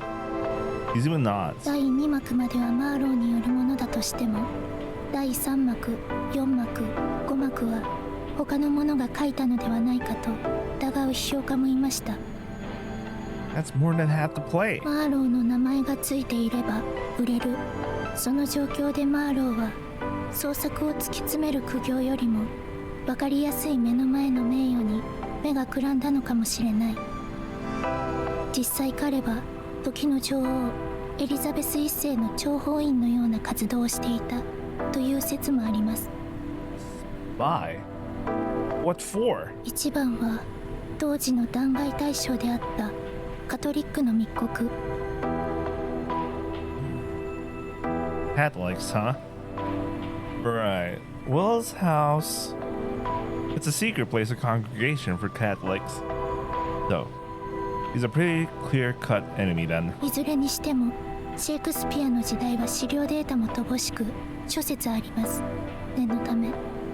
Yeah, thanks. That gave me a lot to think about. そうですか。 Never mind. Alright, let's go. When I stand up, Yanagi does the same. You're coming with me? She nods.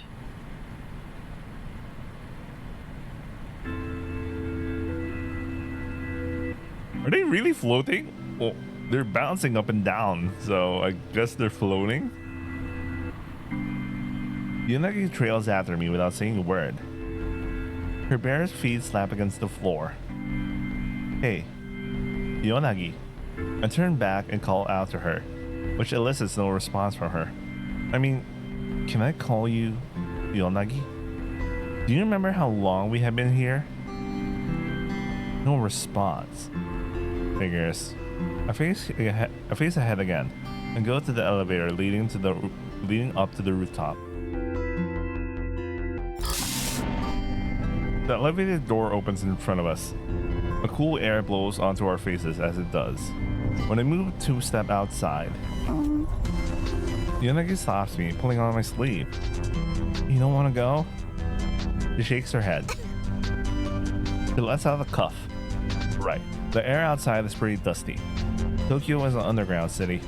The air is cleaner indoors. Then let's go back. She bobs her head. Yonagi stays a few steps behind me as we walk down the corridor to our room. Once we arrive, she heads straight for her bed. Do you feel better in here? No reaction. Maybe she doesn't feel like talking. Do you have dreams too? What kind of dreams? Just yawns in response. Are you sleepy? Instead of answering my question, she lays down on the bed. She keeps her rosy eyes trained on me. Hearing the door open behind me, I turn back to see Izumo and Ulep come into the room. カイト、シャワーを浴びますか? A shower? Nods. I lift my arm and take a whiff. Thankfully, it doesn't smell. But perhaps it wouldn't be a bad idea to take a shower before the next dream. Yeah, I guess that'll be nice. どうぞ。 Izumo presents me with a neatly folded set of clothes. They're exactly the same as what I'm wearing right now. Is she gonna be okay on her own? シャワーブースは一人用です。一緒には浴びられません。 That's not what I'm talking about. Izumo and Yanagi just stare at me silently. So uncomfortable. Whatever, I'll just go take a shower. どうぞ。 I get up and head to the door. Yeah, thanks. Wula chirps at me, and I pass him. For some reason, I construe it as him calling out to me, but thank him out of some kind of reflex.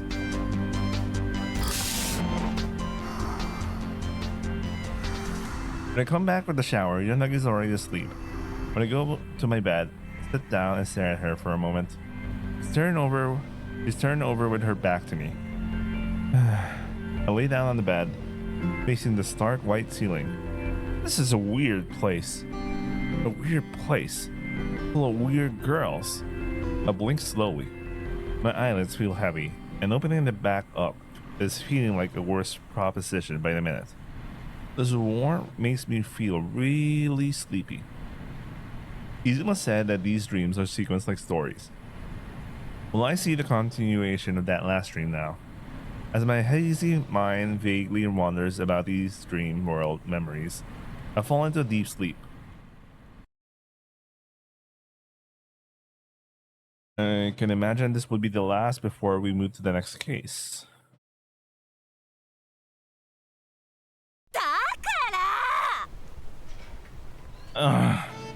It's been a few days since Olivia started helping out in the pub. Preparation, then rehearsal, then running the pub, then revising the script has become my daily routine. But I still can't see the light at the end of the tunnel when it comes to performing. These last few days, it's become clear to me that a script is nothing but a blueprint for what we call good theater. As things stand, the prospects of Spencer Troop prevailing against the Admiral's men are slim to say the least. ハーミヤは初めて父に歯向かったのよ。貴族の世間知らずの乙女が愛する男と一緒になるためだけに家を出て森で一夜を明かす。彼は今夜私を抱くのかしら。こんなに期待と不安に満ちた夜はハーミヤの人生に一度もなかった。そして夜が明けたらその男は他の女が好きだって言い出した。はい、ここでハーミヤのセリフ。 Help me, Lysander. Help me. Ah, me. For pity. What a dream was here. Look how I do quake with fear. 違うでしょうが。どうしてそうなるのよ。あなたが書いたセリフでしょ。Yeah, but did I really know? I can't even tell anymore. キャキャ。これじゃ拉致が開かない。ウィル、あなたは練習。 Olivia slams the script on the desk and stomps into the wings. 最近は一段とすごいね、座長。だから言ったじゃん。お前が妙にクオリティの高いもの書くからこうなったんだぞ。ある意味自業自得だね。Kiki and Thomas gonna laugh out of my helplessness. その分俺たちに矛先向かなくなったからこれはこれでいいけどね。言えてる。 I understand Olivia's impatience. We only have a few days before we have to actually present a play to the public. By then, we had to raise the quality of our acting from children's play to something that able to compete with the Admiral's men. Now, therein lies the problem. How to achieve that? まあそもそもさ、マーローなんかに喧嘩を売ったのが間違いなんだから。 Perhaps, yeah. 別にマーローに勝たなくったって、この一座はスペンサーの金さえあれば安泰なんだから。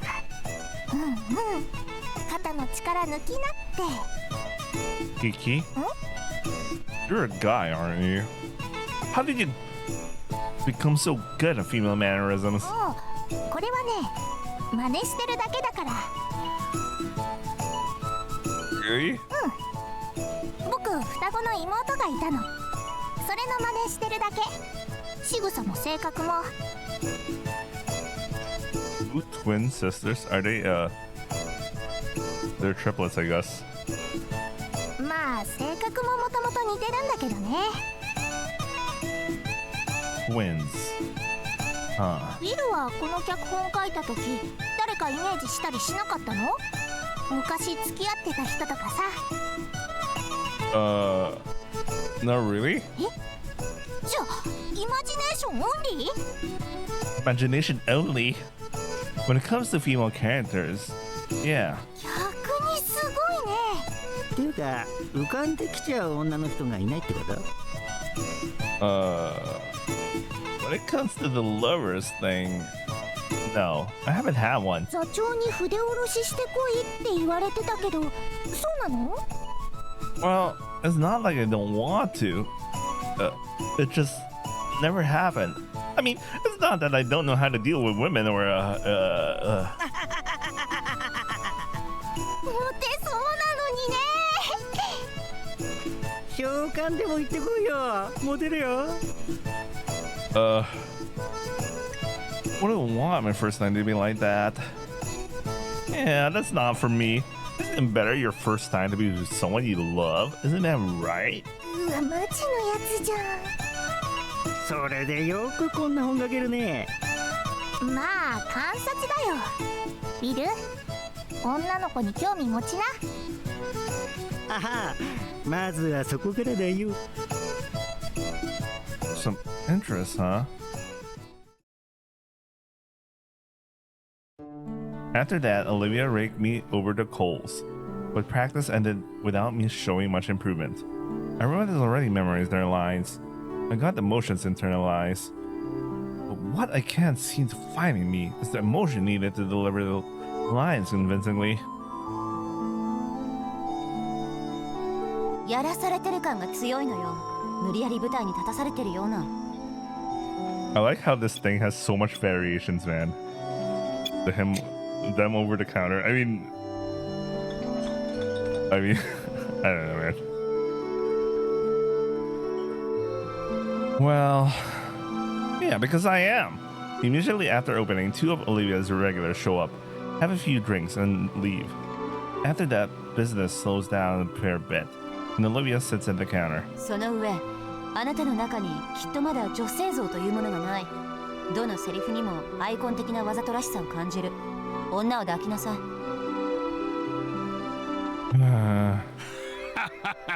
言われ放題だな、ウィル。笑ってる場合じゃないわよ。このままじゃウィルの代で一族は終わるわよ。いいよ、別に。大した家柄でもないし。Olivia sighs in exasperation and looks up at me. ねえ、ウィル。今までどうしても欲しいものってあった？どうしても手に入れたいものは？ Here? だったら途中で諦めていないでしょ。 You got me there. I ponder about her question seriously, but I'm unable to find an answer. I have a good memory. I never forget a thing. So, the fact that I can't find the answer means that I have no such thing. 別に女を知らなくてもいいと思う。マーローを叩きのめしたいという思いでもいい。何か譲れない強い思いはないの？ウィル、俺はな、酒が飲みたい。これだけは誰に止められても譲れない。Be quiet, would you? Just then, the door to the pub slams open. Rob, eyes bloodshot and shoulders heaving, stands in the どう entrance. した？誰か来たのか？ Even without sight, my dad can sense that something is amiss. 今日は遅かったわね。 Rob, what's wrong? エドウェン、 What is it? Out with it, man. 今日は一緒じゃないの？経理に捕まった。Oh, shit. No sooner has Rob explained the situation that I dash out of the pub. Will I be able to change anything if I'm there? Before I can even form a coherent thought, I'm running through the streets. There's no time for thinking, it's just a crazed dash. The darkness spreads around me. Eventually, I came upon a dimly lit street, and a crowd of people gathered around something. There's a carriage in front of the crowd. In the middle of the street, the crowd, I spot Ed. Oh no, this guy's gonna die here for sure. Holy shit. My heart jumps at the scene I witness. Ed has his hands tied behind his back and is being led away by the members of the city watch. No, you can't! Just as I'm about to start pushing my way through the crowd to get to Ed, someone grasps hold of my hand. ダメ。 Get your hands off me! 冷静になりなさい。あなたがここで暴走したらお父さんはどうなるの？ Olivia pulls me in and whispers into my ear. Ew. こらえなさい、ウィル。今あなたがどう振る舞うべきなのかよく考えて。バカなことはやめて。お願いだから。Ed. He's gonna... Ed is forced into the back of the cart. He looks over the crowd and our eyes meet. He looks straight at me. And he gives me a small and almost imperceptible nod. Body feels like a bag of lead. Anger makes my whole being tremble to the core. I bite down on my lower lip and warm, coppery blood fills my mouth. Olivia holds my shivering fist firmly in her hands. The watchman board the cart and the horses begin to pull it away with Ed on board. The cart thunders on, exposing Ed to all as a criminal on his way to the gallows. Ed. They're taking him! Ed! My voice trails off as tears begin rolling down my face. Salty tears mingle with the blood on my lower lip. Olivia holds my fist tightly. Ed looks up at the sky, offering a prayer. His tendons will be torn off, his intestines pulled out, and his head removed from his body, while an indolent audience does nothing but watch. He'll become just another victim of the crazed nonsense sweeping this nation. Thanks for the help, Marlowe. Among the bustle of the crowd, a whisper reaches my ear. A murmur in the wind. It's coming from behind. I turn back to see a watchman talking to none other than Marlowe. He's wearing the same disgusting smirk he had when he spoke in front of the Lily Theater.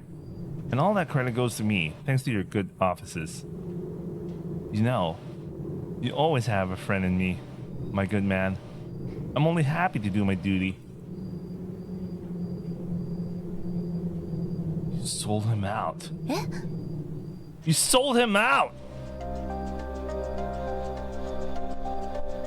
This time, I managed to shake Olivia off. Olivia shouts behind me. By now, Marlowe has noticed me. He just has time to bulge his eyes out in surprise, or I get hold of his stupid, frilly lapel. You bloody cur! I slam my fist right into his smug face before he can finish his sentence. He unceremoniously falls to his backside and directs a venomous gaze up to me as he wipes blood off his lip. As I'm about to punch him again, a watchman restrains me. Before I know what's happening, My hands have been restrained back behind my back. Two watchmen are shouting something, and I'm not capable of comprehending the words coming out of anyone's mouth. I will never forgive you for this. ダメだね君は。決するのは舞台の上でと言ったじゃないか。それとも僕は何か君の恨みを買うようなことをしたかい？ I'll choke the life out of you, I swear. 話が通じていないな。The watchman who was talking to Marlowe moves in front of me and hits me across the face. My vision blurs for a moment, but I don't feel the pain. I'm struck twice. Thrice. Behind the short, stout man, I see Marlowe get to his feet. He glances at the beating I'm getting and turns around and disappears into the night. I can no longer hear the sound of the cart carrying Ed. Ed. In the end, I couldn't give you anything back. Despite all the peace of mind and support you always gave me, I never gave a damn bloody thing in return. Gradually, the dull sound echoing in my skull fades into the distance. Ed, next time we meet in the next life. I hope next time we can speak more, without fear, just a good talk over good ale. Ed.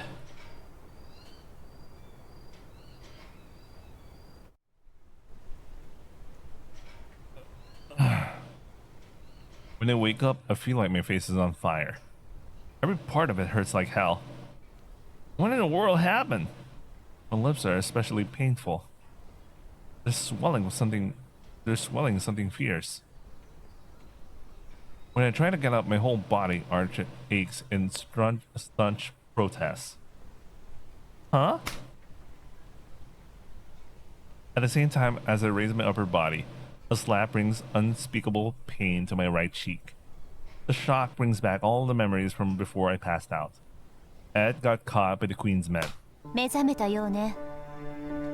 Sadly. 一歩間違えばあなたは今頃牢屋の中よ。あなただけじゃない。ここにいる全員一緒に捕まっていたかもしれないわね。私は別にカトリックでもないのに。Oh. You know. あんな姿見せられたら誰だって気がつくわよ。あなたこの店が大切だったんじゃないの？ここがあなたの居場所だったんじゃないの？どうして一時の感情で全てを失いかねない危険なことをするの？あなたは子供じゃないのよ。 Sorry. 謝る相手は私じゃないでしょ。 Olivia's imposing glare turns to Rob and my dad, who are watching from a distance. I'm sorry. They took Ed right in front of me. He squeezed out the words, choking on a sob. I just saw Red when I saw him all tied up. It happened again. I didn't think about what would happen to Rob or you, Dad. I'm sorry. 居合わせた貴族を殴ったんだって。貴族ではなく海軍大臣一座の雑記作家よ。クリストファー・マーロ。なんでまた。 Ed worked at the Lily Theater. That's where they're based. リリーザーな。 I overheard the watchman thanking Marlowe. He spoke of the credit he'd get being thanks to Marlowe. Ed was sold out. Or Christopher Marlowe. 確かなのか。マーローにそういう噂があるのは事実。 Everyone turns to Olivia. 女王の配下で諜報員のような活動をしているという噂は貴族の間で流れている。現にマーローとその取り巻きが人を殺めた時にその罪が不問にされたことがあった。じゃあ本当なのか。 I look down at the back of my right hand. My knuckles are red and swollen. I could only punch him once. But it's not fair enough. It's not enough. What he's done. One punch is nowhere near enough. あなたの頭は鶏以下なの？またあなたが簡単に暴行に流れれば。 I shake my head. won't use my fist to strike him down anymore. What I will use is my quill. Erase my face. Olivia looks down at me. What the fuck is this nice view? Her expression nonchalant. With her face, her eyes piercing into my very soul. I return the gaze with my own. My quill and my words. I will crush him soundly. By God, I swear it. Tears still flowing liberally from my eyes. I'm past caring for appearances. Olivia's gaze remains steady, unblinking. I feel the certainty that my determination reaches her. I feel our hearts resonate. Wait, this might be a good thumbnail. Although it's kind of weird. Yeah, from the image, it looks like she's not wearing anything underneath. Okay, I might cancel the idea. The fire of determination and ambition, tempered by pain. I feel the surge of fire well up deep within me. I won't become a playwright to surpass him. This I swear. Great enough to erase that piece of rubbish from history. I will end him. Well, you know that works. Olivia. I don't care if all I do is female roles. Please teach me. I can't keep going the way I am. The other troop members also need training in us so they don't lose the Admiral's men. Can you do it? 言ってくれるわね。 Olivia. Please. I beg you. Drum the soul theater into me. And I see Olivia's eyes set alight, like flames in the dark. An inferno burns behind those blazing rose eyes. It draws me in, like a moth to the flame. 望むところよ。 Wait, maybe this one's a better... No, it still looks the same. I need a thumbnail, man.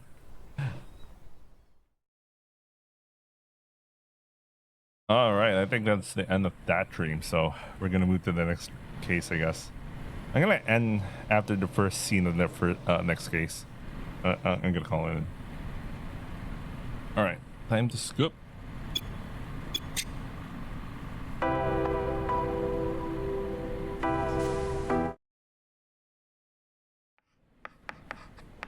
Alright. The only sound in the classroom is the empty tapping of the chalk on the board. Alright, we're already in the next case. My hand glides along on pure muscle memory. I reach the end of the board and start a new line. It's the same thing I write every year. And for another year, I'll write the same thing on 4 separate classrooms. Every year, the students grow up and leave the classroom behind.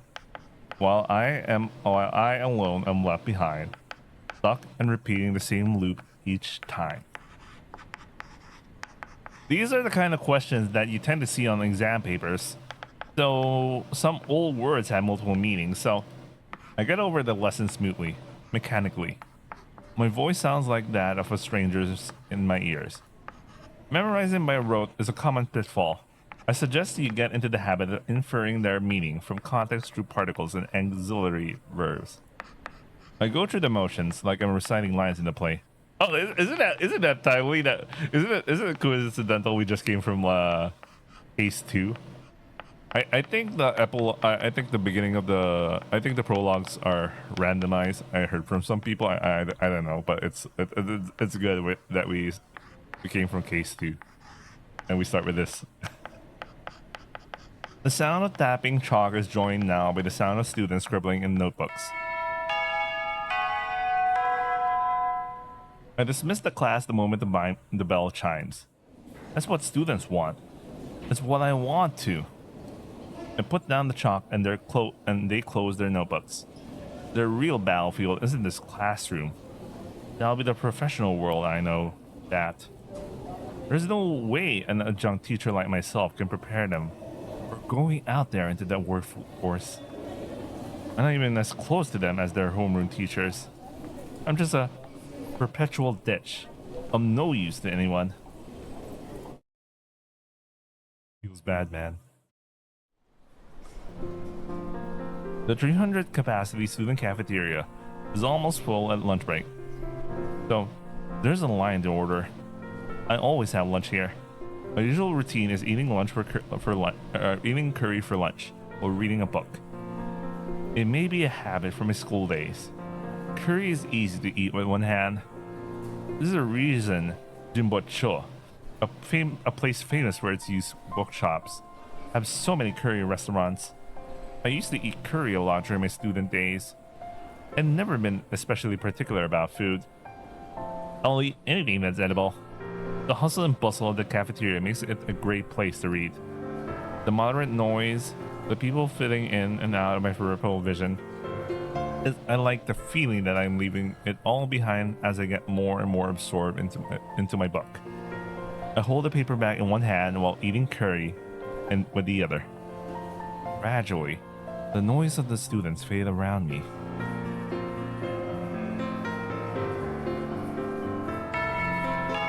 Morning bell, the next class rings. I look up. There are still students in the cafeteria. There are empty plates still on the tables as they chatter among themselves. One girl is gazing out the window, her back toward me. She's alone at her table, just like me. She's always alone. She and I seem to sit the same seats every day. My seat always faces her. Oh, it's one of these stories? Oh shit. Anyway. The first thing one notices about her is her striking white hair. Most students that come to the cafeteria do so with friends in tow. It's sort of what the cafeteria is for. But occasionally, you see a student who eats alone. She's one of them. The others that prefer to eat alone. But she's the only one who sticks around to the warning bell. I never talk to her. I'm just an adjunct teacher here on a part-time basis. I'm not interested in the students, and I don't. What is this? I don't any more involved than I don't need to get involved any more than I. What the fuck is this? I don't need to get any more involved than I need to. I dispassionately fulfill the role I'm assigned. No more, no less. That's the story of my life.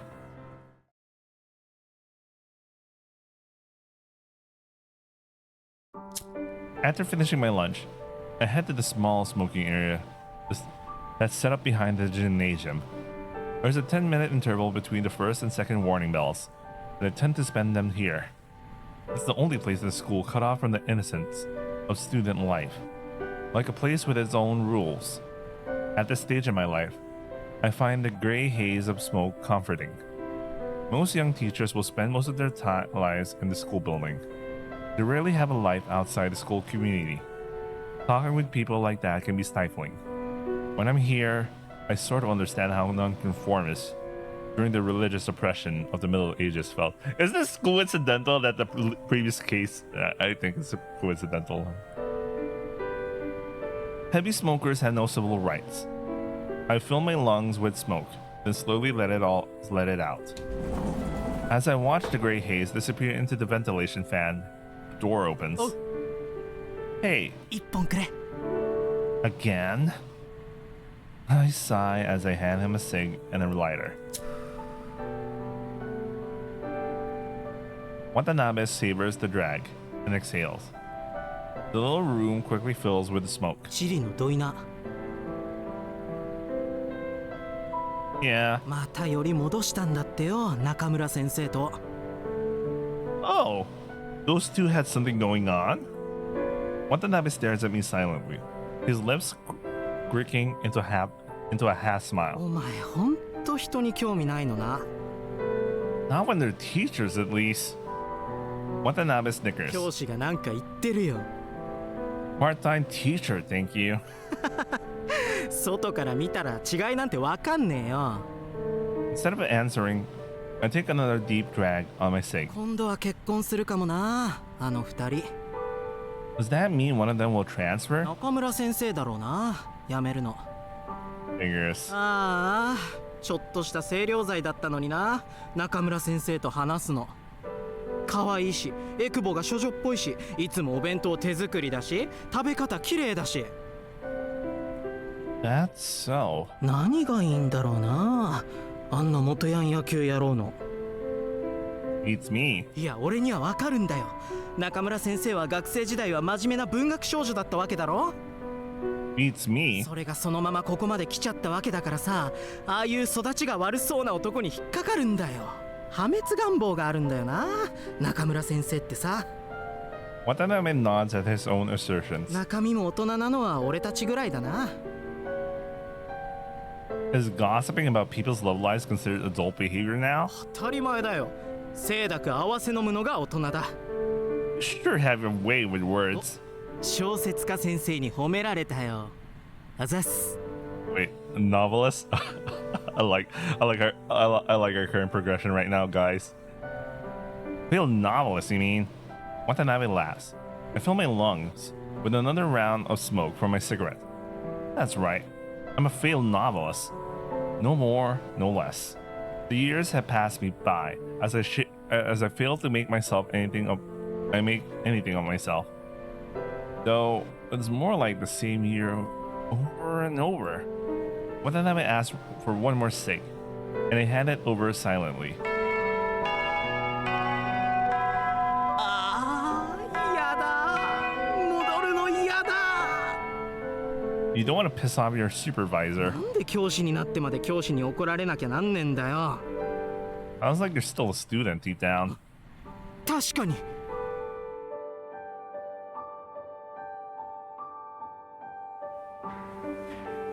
It's actually also like if you start from the third case, then you go back to case 1, because the main girl of case 3 is a teacher student teacher after all. So you know, I guess they're kind of sort of connected. I guess in some ways. As soon as we step into the air-conditioned corridor, a brown-haired girl notices Watanabe and laughs. はあ、鍋蜜だ。まだ来なくていいよ。俺が怒られるんだよ。すぐ行くよ。 Girl laughs in response to his banner. Watanabe is quick on his feet. I admire him for that. Despite us being in the same situation, he carries himself a lot better than me. Maybe he's the real doll here. I've got quite a few years on him, but I might still be a child, deep down.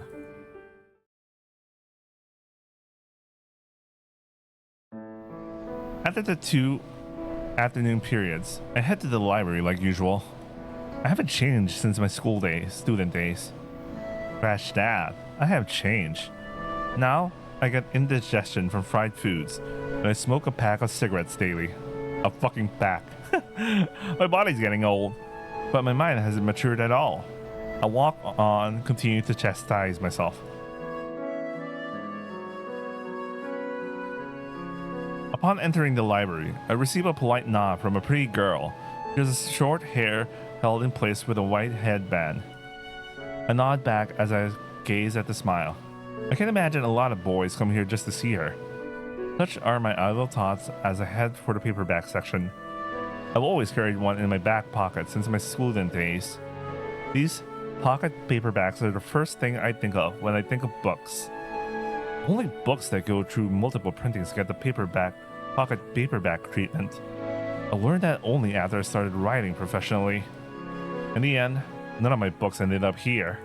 I didn't even manage to snag a Ricky Award. It was a pipe dream to expect I'd ever see my work in this format. I picked up a lot of anecdotes from the publishing world that didn't actually help me with writing. And after years of making excuses, I just stopped trying. I start skimming the title and the author's name on the spines. My eyes stop on the name of a certain author. I reach for the book.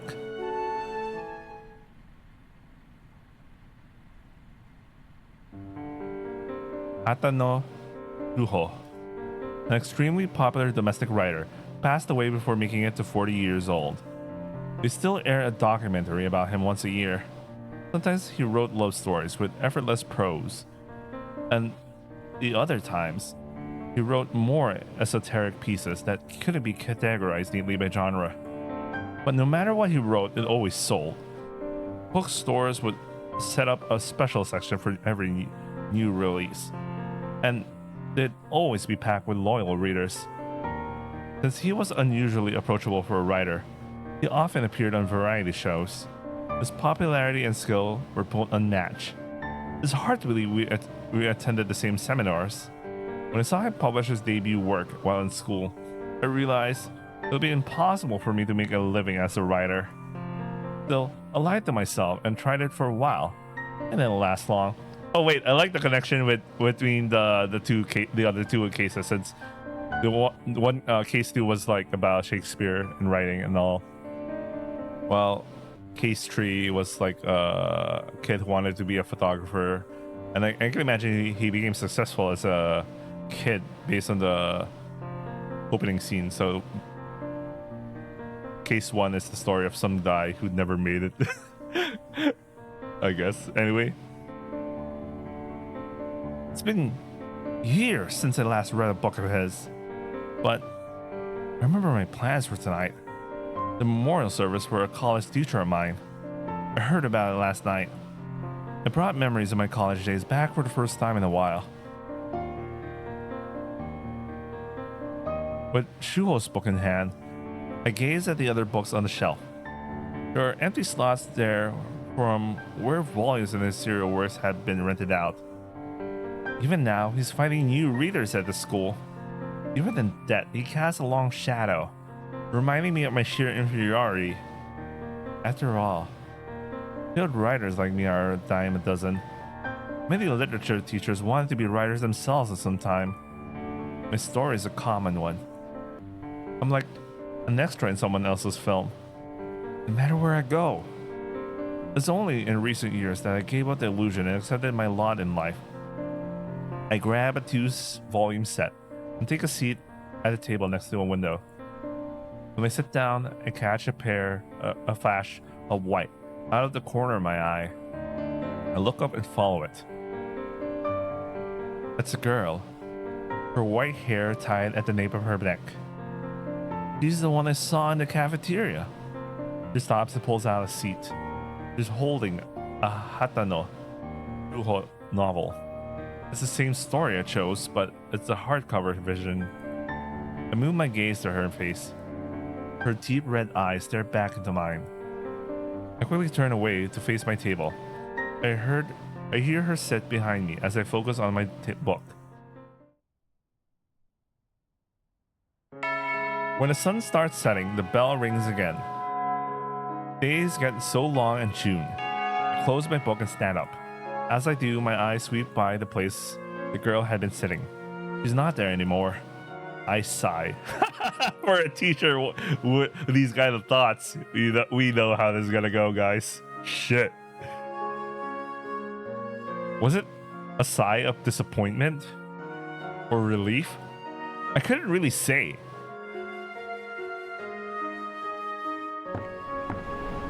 I hit up the station closest to the academy and take it 2 stops down. I change trains there and go one more stop. From there, it's a 15-minute walk to the residential area where my house is. As I walk, my cell phone rings. It's a message from my wife. Oh, this guy's also married. Oh, shit. Oh, man. This fucking story. Something came up at work. If anyone asks at service, tell them. I respond and stow the phone back in my pocket. Okay. Deceased at 68 years old. A little young to say he lived a full life. I hear he had a heart failure. I stare absently at the crimson sunset. I was 23 then. I was in college. I was in Yamada's seminar that I met my wife and witnessed the genius of Hatano Shuho firsthand. A truly electric time compared to the life I lead now. Is that the nature of youth? I used to talk writing with my mom, my wife. Okay, my brain's dying. I'm gonna get dinner after this. From morning to night. But now, we barely speak. Okay, we have the seeds. We have the seeds. This is why he goes to that. God damn, man. Hatana Shuho's death turned him into a mythological figure. Even now, readers seek out the worlds he created. Meanwhile, I'm going to walk a quiet road to old age, then to the grave. I met thousands of students in my career, yet I haven't made an impression with any of them. I probably won't leave a single mark on this world when I die. Damn, man. At the ceremony, our seminar graduates like me, and people young enough to be current students as well. He must have been working at this university until just before his death. There's also a woman with eyes raw from crying. I offer her my gift, light a stick of incense for the deceased, then make my way out. The entrance is crowded by attendants in mourning dress going their separate ways. Among them, a familiar figure draws my eyes. It's that girl. The white-haired girl who always eats alone in the cafeteria, who was reading the Hatana Shuho novel in the library today. She's looking at me. No. Maybe she's just looking in my general direction. I'm not the only person here. What is she doing here? I find myself gazing into her deep red eyes. Slowly blinks, looks down, then starts walking away. When I watch her walk away, another man leaving the venue bumps into me. Sorry. I realize I'm in the way and get moving.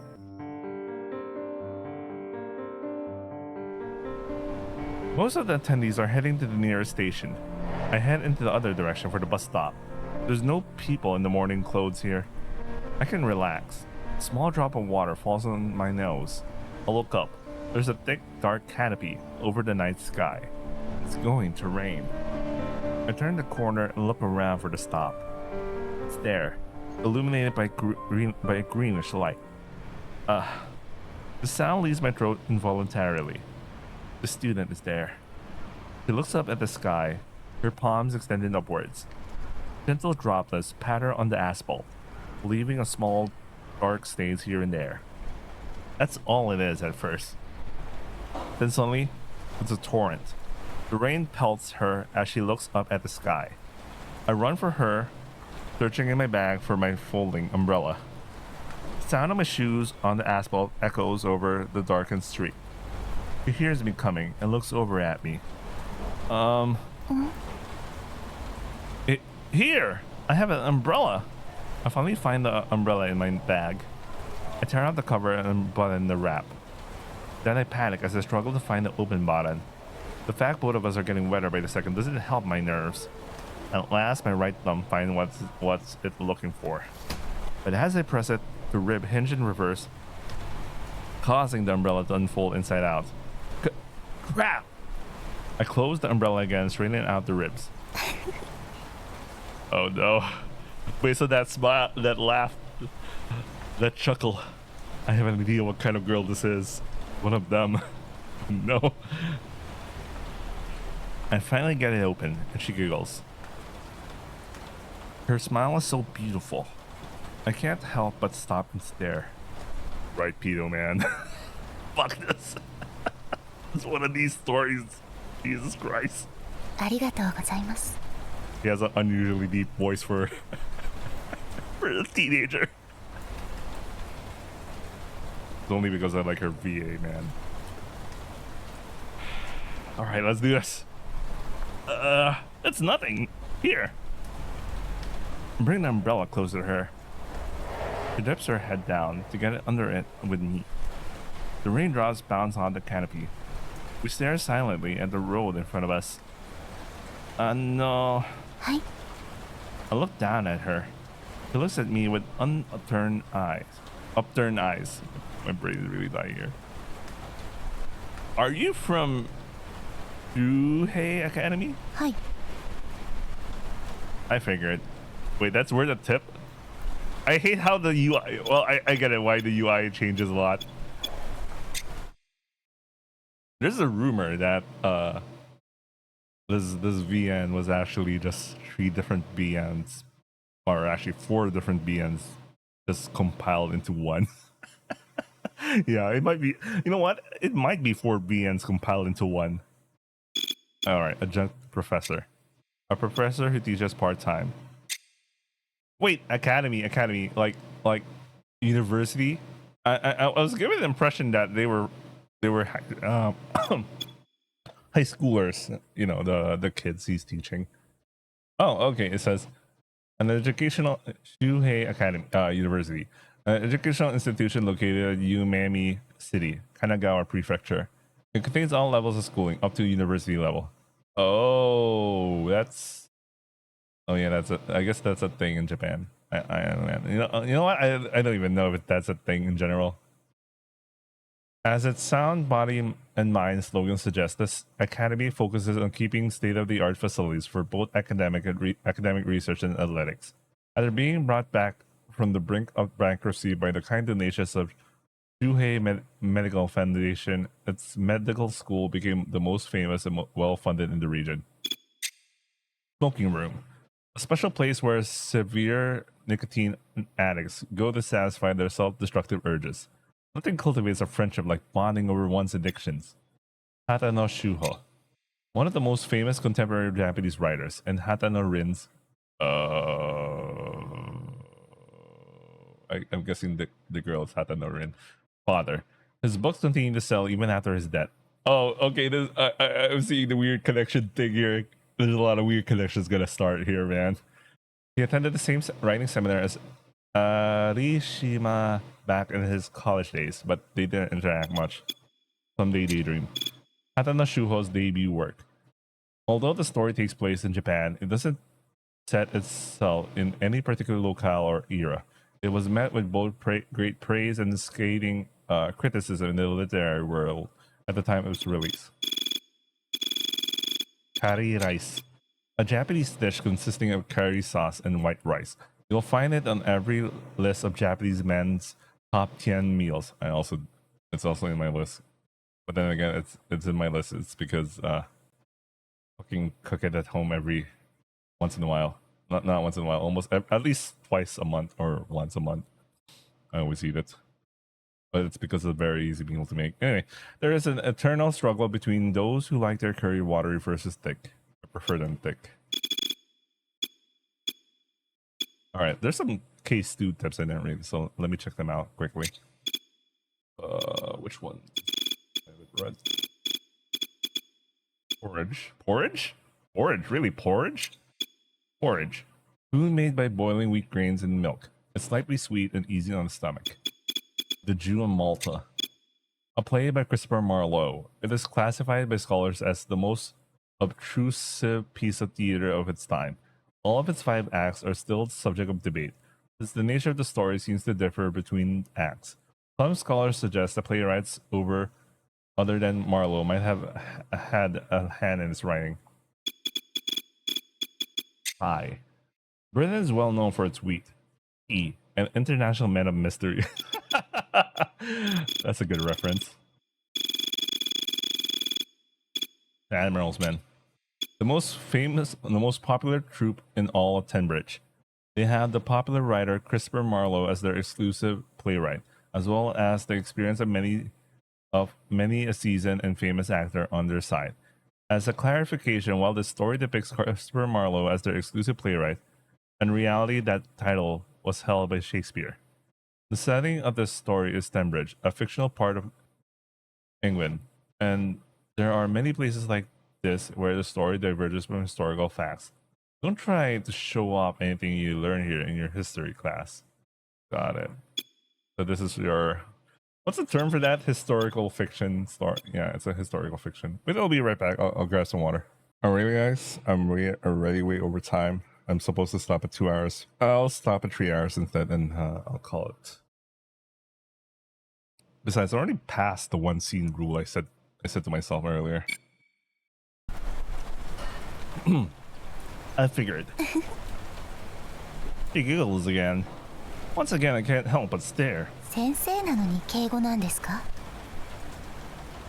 What did she mean by this? Well, she looks at me. She looks up at me with that same smile on her face. 古文の Yeah, I nod. So, you're in one of my classes? 1組です。2年の I nod.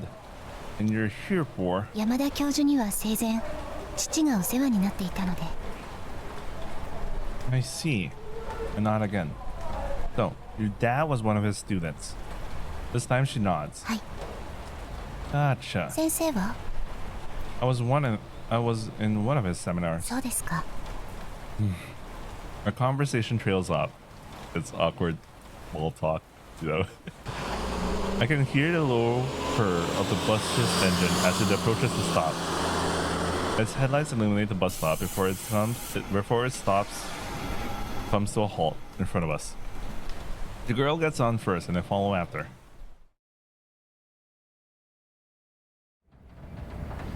She goes to the back and sits down, leaving space for one more beside her. Is this part of her Keikaku? What the fuck is this, man? As I consider where I should sit down next to her, she looks at me and tilts her head in puzzlement. I take a step forward and take the seat at her side. Oh, oh, damn, man. He's not meeting the allegations tonight, guys. As the bus departs and rocks a little, our shoulders touch. She's looking out the window. I gaze at her white hair. Now that I see her up close, she has very delicate features. This guy's not meeting the allegations. I feel like she would break if I touch her. Not meeting the allegations tonight, guys. Her head sways lightly as the bus trundles on. She gives the impression of innocence and youth. It gives me the opposite, not gonna lie.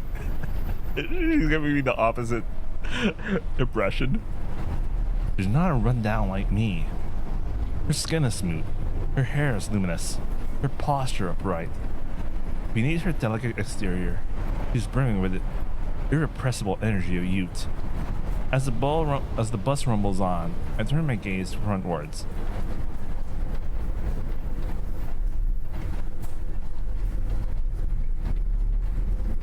My stop is getting close.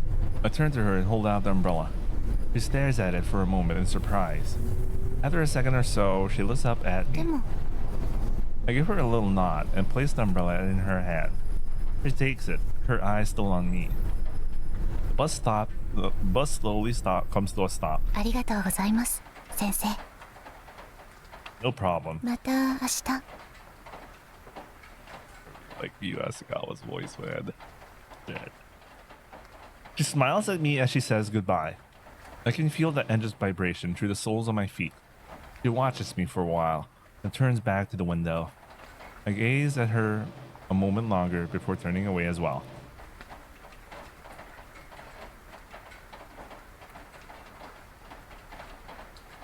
I watch him walk away, his back hunch. His shoulders are damp. I really have taken his umbrella? He pays his fare and gets off the bus, then jogs away. The bus sets out again. I try to watch him as he goes, but soon he's out of sight. I turn my eyes to the opposite window. The rain is letting up. The raindrops strike the glass and roll slowly down. I can see my faint reflection. I can't remember his name. He's a classic literature teacher who barely cares about class. He's always hunched over. It smells of cigarette smoke when you get close. It's so strange. I can't remember his name. But these little images of him keep popping up in my mind. Like raindrops hitting the window. I wonder why. As I gaze out the window, I think of him. The posture of a man who's given up on life. Blank empty eyes with which he looks over his textbook. I see. The reason is there in my reflection. Those blank, empty eyes. They're the same as mine. Oh, okay. Okay, I see what they're going for. I see what they're going for here. I see what they're going for. All right. Next morning, by the time I wake up, the rain has stopped. Maybe I came out too strong. It would have been weirder to leave her under the rain. I don't think there's a problem with a part-time teacher lending an umbrella to a student. As I'm deep in my thoughts, the door opens and I look up. Early start? My wife walks into the living room dressed in her work suit. 書店周りなの。新刊出たから。I nod and keep sipping my coffee. Want some? She shakes her head. いらない。時間ないから。Seems pretty early even for a new release. 新人作家だから妙に気合入ってるの。事前に打ち合わせしたいんだって。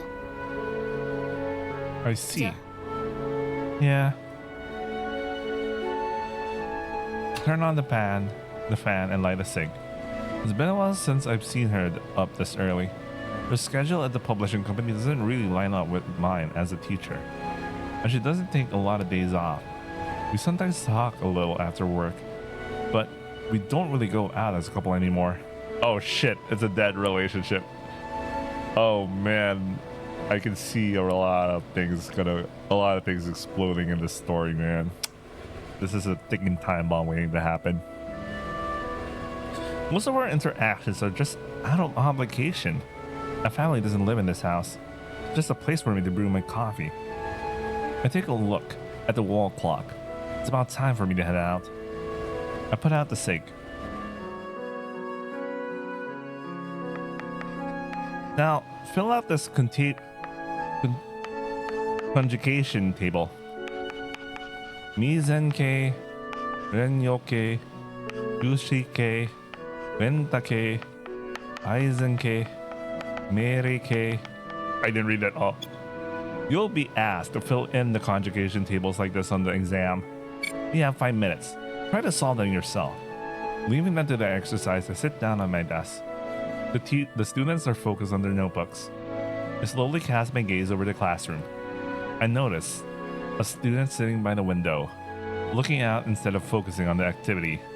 It's the embassy chair, isn't it? It's one of those. It's the MC chair. Alright, this is gonna be my CG. I can't use the CG a while ago. I don't know, man. Maybe I could. It's her. She's looking out the window even here. She did the same thing yesterday on the bus. Pulling out the student seating chart, I run my eyes over it. What I see leaves me speechless. Atano. 父がお世話になっていたので。 Wait, what did I accidentally press? Give me a second.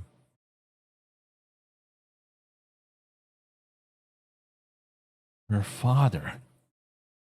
That's strange. It's deeply unusual for a girl to attend the wake of her father's university teacher on his behalf. After all, she wasn't even acquainted with the deceased. Yet, there she was, paying her respects anyway. Because her father is dead. I take another look at her. She is the daughter of Hatana Shuho. Oh no! Oh no! This is where it begins, guys. Holy shit! Wait, this might be a better thumbnail. Those rose-colored eyes that almost seem to glow. That white hair. Oh, she's his daughter. Oh no! Oh no! She has the smug. Oh no, guys! Oh shit! When our eyes meet, she smiles slightly. Still taken aback, I stare at her smiling face. Then I come blinking back to my senses and hurriedly look at my wristwatch. Okay, time's up. I get up. Let's move on to irregular conjugations. The root of the word is... I notice the students raising their faces in confusion, and I feel a wave of embarrassment hit me. It's barely been 2 minutes out of 5 I gave them to finish the exercise. I hear some whispers of dissatisfaction as a sudden turnabout. Of course, when you hear your teacher was like, "All right, you have 5 minutes," and he just slowly moves to the next topic in 2 minutes. Walking up to the blackboard, I try to suppress the beating of my heart. Oh no, no, no! Not beating the allegations the next day, huh? What is this feeling? I turn my back to the room to hide the obvious embarrassment on my face.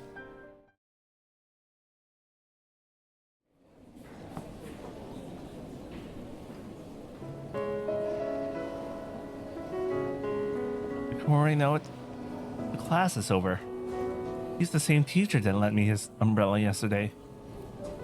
As per usual, he quickly gathers his bag under his shoulder and leaves the classroom. As soon as he closes the door, the classroom starts buzzing with whispers. Na, nanka Arishima hen janakatta? I overhear the other students chatter. Some boys are talking among themselves. Right. It's Arishima. I'll write him a thank you letter later. I'm sure he'll be in the library again today. I'll always see him in the library after class. The scent of food begins drifting around about the classroom. People start grouping up and opening their obento to eat it together. I look at my watch. Past noon. Lunchtime. I'm not really hungry, but I'll just head to the cafeteria like usual. Oh no, this story got me, man. I said I'm gonna be ending this in 3 hours. Oh shit, this hooked me already. It's lunch break. No matter how hard I try, I can't focus on my book at all today. I barely touch my curry. My eyes keep wandering to Rin, sitting at her usual spot, alone, like always. She absently takes bite of her food while looking out the window. She's always looking out. It's like her mind is miles away. The cafeteria is full of students. In this huge place, she's the only one who feels separate from the others. She always looks prim and proper. Carries herself well. Oh no, those are the sides. Those are the sides, guys. Even from behind, you get a sense of her poise. Why is she always alone?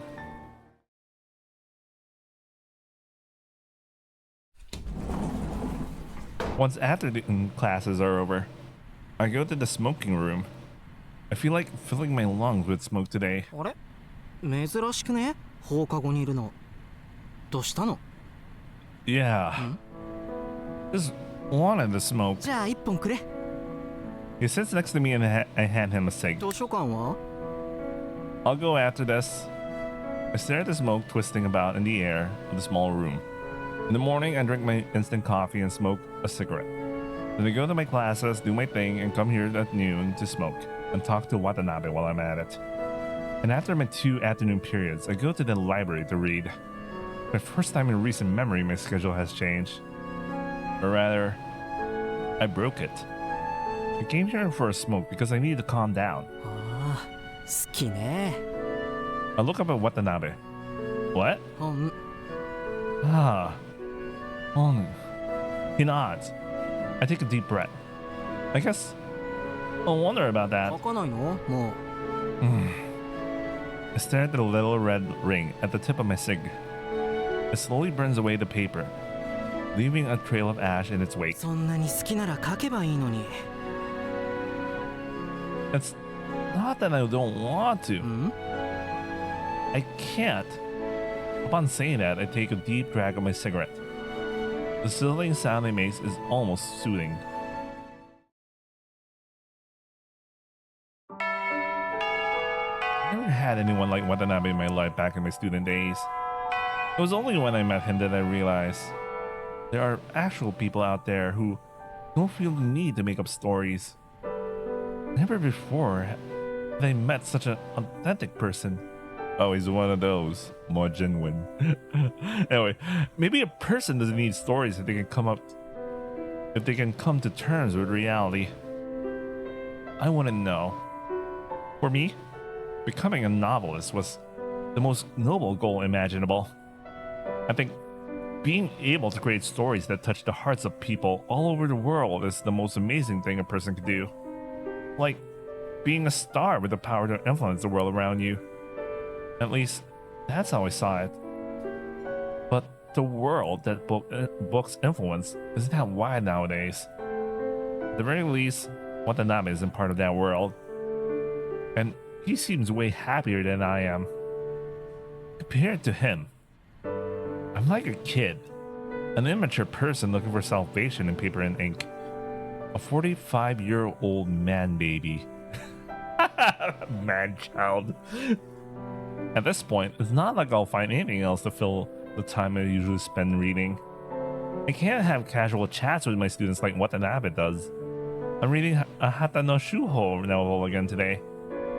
The afterword in this version is written by a popular actor. Apparently, they were part of a main cast when the novel was made into a movie.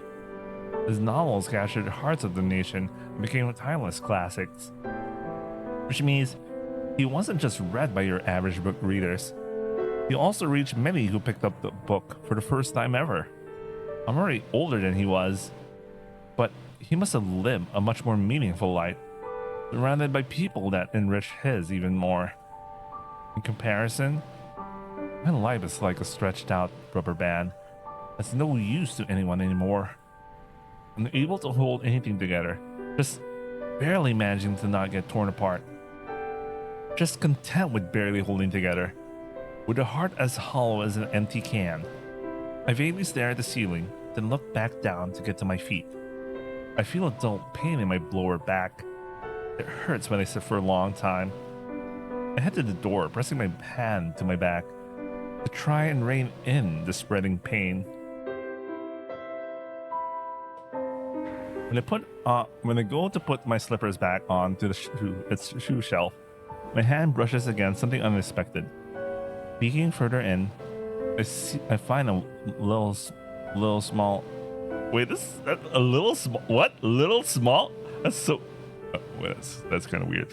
A little small white envelope stuck between my shoes. Okay, this little and small together is like, what is it? Tiny? Why did you just say tiny? Anyway, I take it and turn it over. There's nothing written on it. I look around me for a moment. The only thing I see is the student committee member in charge of the library sorting the return books. Dropping my gaze back down to the letter, I open the envelope. Dear Professor my brain's dying. Dear Professor Arishima, I'd like to return the umbrella. Thank you for the help yesterday. It was a really nice gesture. You like my father's books, I see. Hata no Rin. I raise my head and look around again. I don't see her in the library or outside the building. When I look back at the letter, I notice something else in the shoebox. A small white bag. I pick up the luxurious looking vinyl bag and look inside. It's the folding umbrella I gave her yesterday. She knew I was in the library? I wonder since when. Must have come here often enough to learn my habits. Hata no Rin, the daughter of Hata no Shuho. I wonder what stories mean to her. What does her late father mean to her?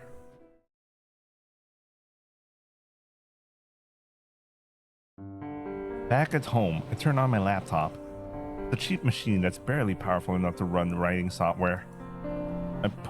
I press the on button and wait for it to start up. As it turns on, I hear the little fan running below the keyboard. When it starts up, the first thing I do is open the web browser.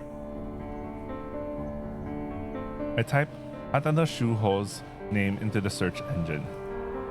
The first hit shows a picture of the person in question, along with a short profile description.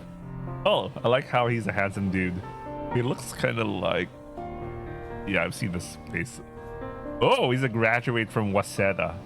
That's one of the better private schools in Japan.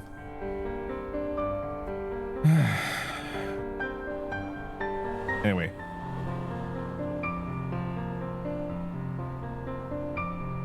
Wait a second. What does it say? He married his first wife in 1986. Together they had a daughter, and they divorced in 2007. In 2009, he died of a heart attack. What? He got married, I guess, in between 2007 and 2009, I guess.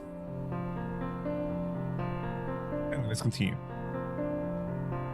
Looking on the picture takes me to a more detailed page.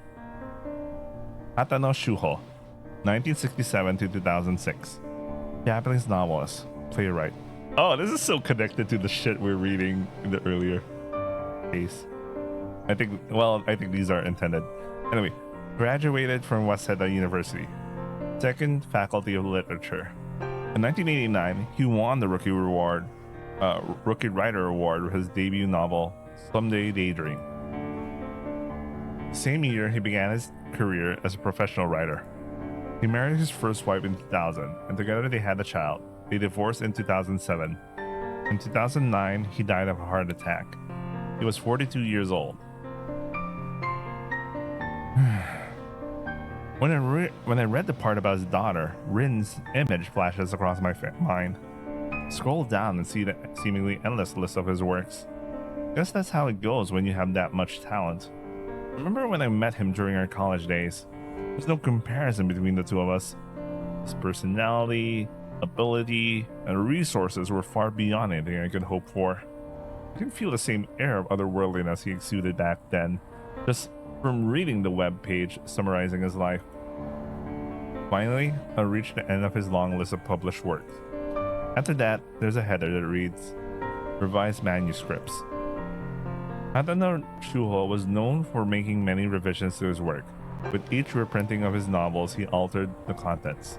He continued revising his debut work, which was the most reprinted of his works, until the year of his death. Each time he urged his publisher to remove previous versions of the books from the shelves after a new revision was released. Thanks to that, the trading value of the different versions can vary greatly among his fans. First editions are particularly sought after by collectors. Since the year of publication affects the price of the book, like the vintage of a wine, he was sometimes teasingly referred as a book vinter. Vinter, huh? Making enough revisions that it drives the price of the old versions is quite unusual. What was he trying to do? The revision article continues. The bindings of his works also change with each edition. The only work that has kept the same artwork on the cover throughout all its iterations is his debut novel. The cover art in question is a bird's eye view of a certain place in Yokohama that has become a sanctuary of sorts among enthusiastic readers. Is that the cover I saw in the library? It was a photo of a cityscape at night. Perhaps the place meant something to him. After mulling over the question, to which I obviously don't have an answer, I keep reading. He never remarried. Okay, it's kind of weird. It says there he married his first wife and then he never remarried. I was like, what? That's kind of weird. Anyway, I'm trying to calculate how old Rin must have been when Shuho passed away. But I realized she never mentioned her age. I wonder what kind of life she had after he died. After that, I browsed some more websites summarizing the man's life. While many sources talk about him as a man of culture, there are few that mention his private or family life. Of course, Rin's photo doesn't show up anywhere linked to his. Maybe he made a point of keeping his family away from prying eyes. I get the feeling that all the info I'll be able to glean online is from people looking at him through some kind of veil. How could I find out more about the real man? I pondered on it for a while and realized I know someone who was familiar with him. Hatano Shuho? You were his rep before, right? ずいぶん前、一作だけ。 After my wife gets home from work, I asked her about it while choosing my words carefully. Her mood always takes a turn for the worse when we talk about writing. I don't know why. Maybe she doesn't want to talk to me about that kind of thing. Maybe she just doesn't want to talk about work when at home. I truly have no idea. Man, the relationship is so bad that like he doesn't even know what she's thinking at all anymore. Jesus Christ. I don't know much about anything about my wife. What kind of guy was he? なんなのよ突然。 He lets out a sigh of exasperation. It's just that last night I was remembering the old days, I guess. She blinks slowly, deep in thought. After a moment, she sighs again. 昔のままいつも通り大学時代から変わらないんじゃない？ That's so? テレビに出てる時もほぼ素だったんじゃないの？ Seems tired, but not in a bad mood, thankfully. どうして？あなた嫌いだったでしょ？畑野先生。I wouldn't say that. I was flipping through the book from the library until my wife got here, so I placed it on the desk for her to see. It's a novel by Hatano Shuho. Her eyes widen in surprise, and she stares at the cover for a while. A member of his family was at the funeral for Yamada Sensei. She turns to me again. 畑野先生の？ I nod. そう。 Brushes her bangs away and sighs again. You ever met his family? そんなわけないでしょ。同窓のよしみで書いてもらって原稿を受け取っただけ。打ち合わせも確か1回しかしてない。執筆依頼はひっきりなしだったみたいだし。 I see.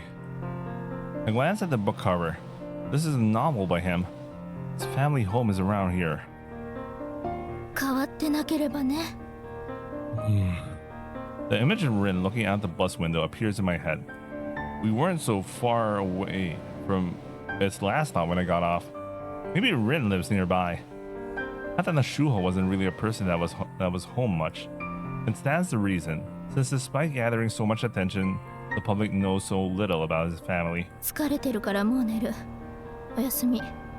When I look up, she's already turned her back on me. Guess this is the limit. I can just see her mood taking a nosedive if I try talking to her any more than this.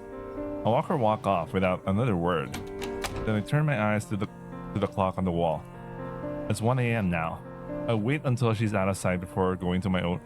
Oh man, their relationship is so bad that they have their own rooms, man. All right, here we go.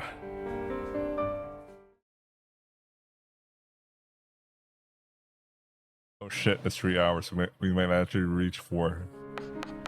And I promise you guys, I could. You know what? I'm gonna end after. I don't know if it's too long. I'm thinking about like until I get to the first interlude. If we're lucky, I can get into the first interlude within 1 hour. Famous last words, guys. Famous last words. I still have things to do. Anyway, I teach my morning classes emotionlessly. That includes the second year class Rin attends. It's a relief that I'm able to stay calm. The Pillow Book is one of the three greats of classical literature.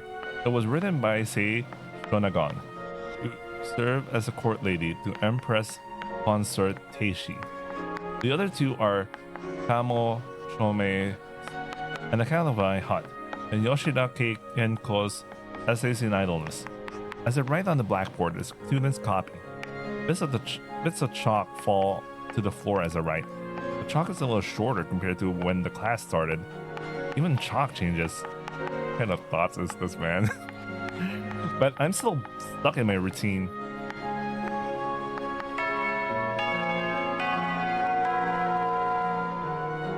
After class, most of the students leave their seats. Some are still left copying what I wrote on the board. It's better if I keep myself from looking that way during class. I glance at Rin's seat. She's looking out the window again. I stare at that almost dreamlike profile of hers. I try to follow her gaze. The students from another class who finished earlier scattered around the courtyard. Rin looks down at them through the window. I compare her to them. Somehow, I feel like there's a huge gap between them. It doesn't seem like she's sharing the same time and space as the other students. It's like she's outside of it all. There's something about her. My gaze wanders to her Not meeting the allegations again, guys. Anyway, my gaze wanders to her supple round cheeks once again as I'm deep in thought. Hatano Shuho's private life was covered by an opaque veil, and inside of it, that's where Rin grew up. Rin looks at me. Our gazes collide and connect. I say collide because I swear I can almost hear the sound of our eyes meeting. It's that smile. The way she narrows her eyes and quirks the corners of her mouth ever so slightly. Her smile exerts some kind of magic that makes you forget to breathe. Still smiling, she turns back to the window. Jesus Christ, man. Sensei. I notice someone's calling to me and tear my gaze away from her. A student sitting in the front row looks up at me. 黒板が見えません。 Sorry. I stowed the attendance record and my textbooks under my arm before leaving the classroom. Will Rin come to the library after classes are done for the day, I wonder?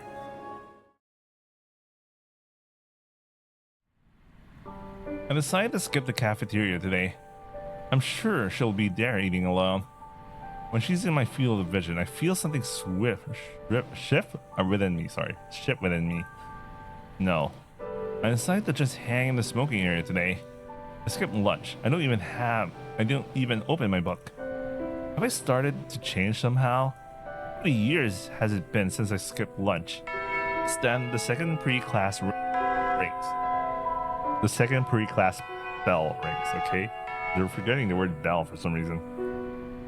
Watanabe shows up the usual time and takes a cig from me.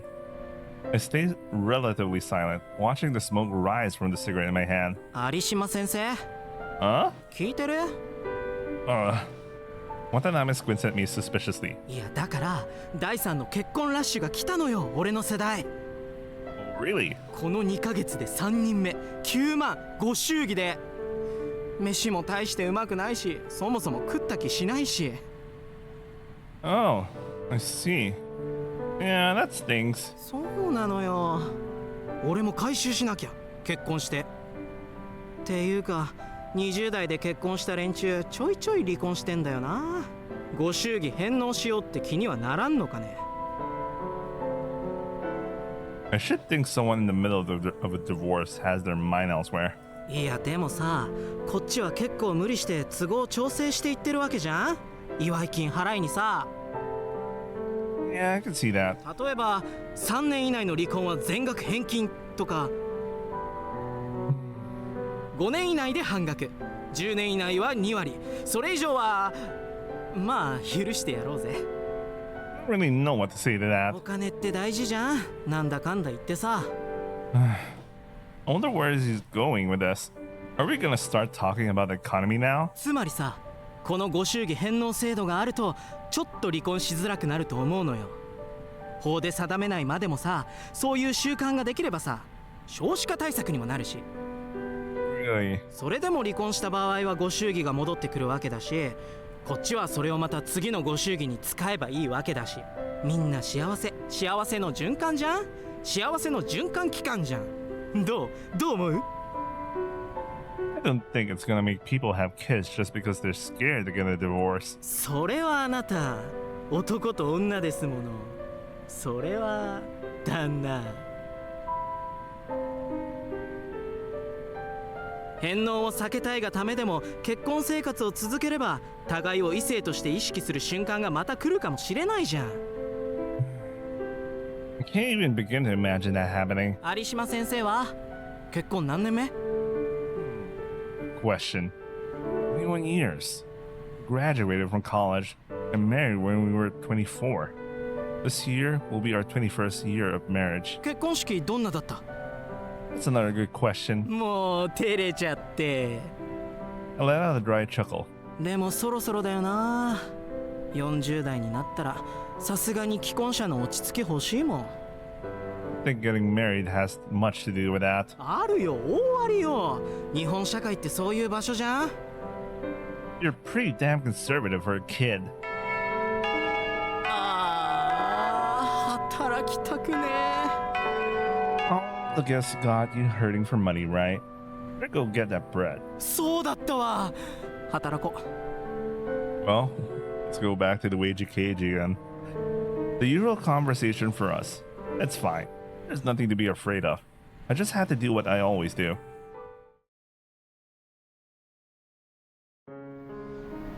After classes are over for the afternoon, I head to the library.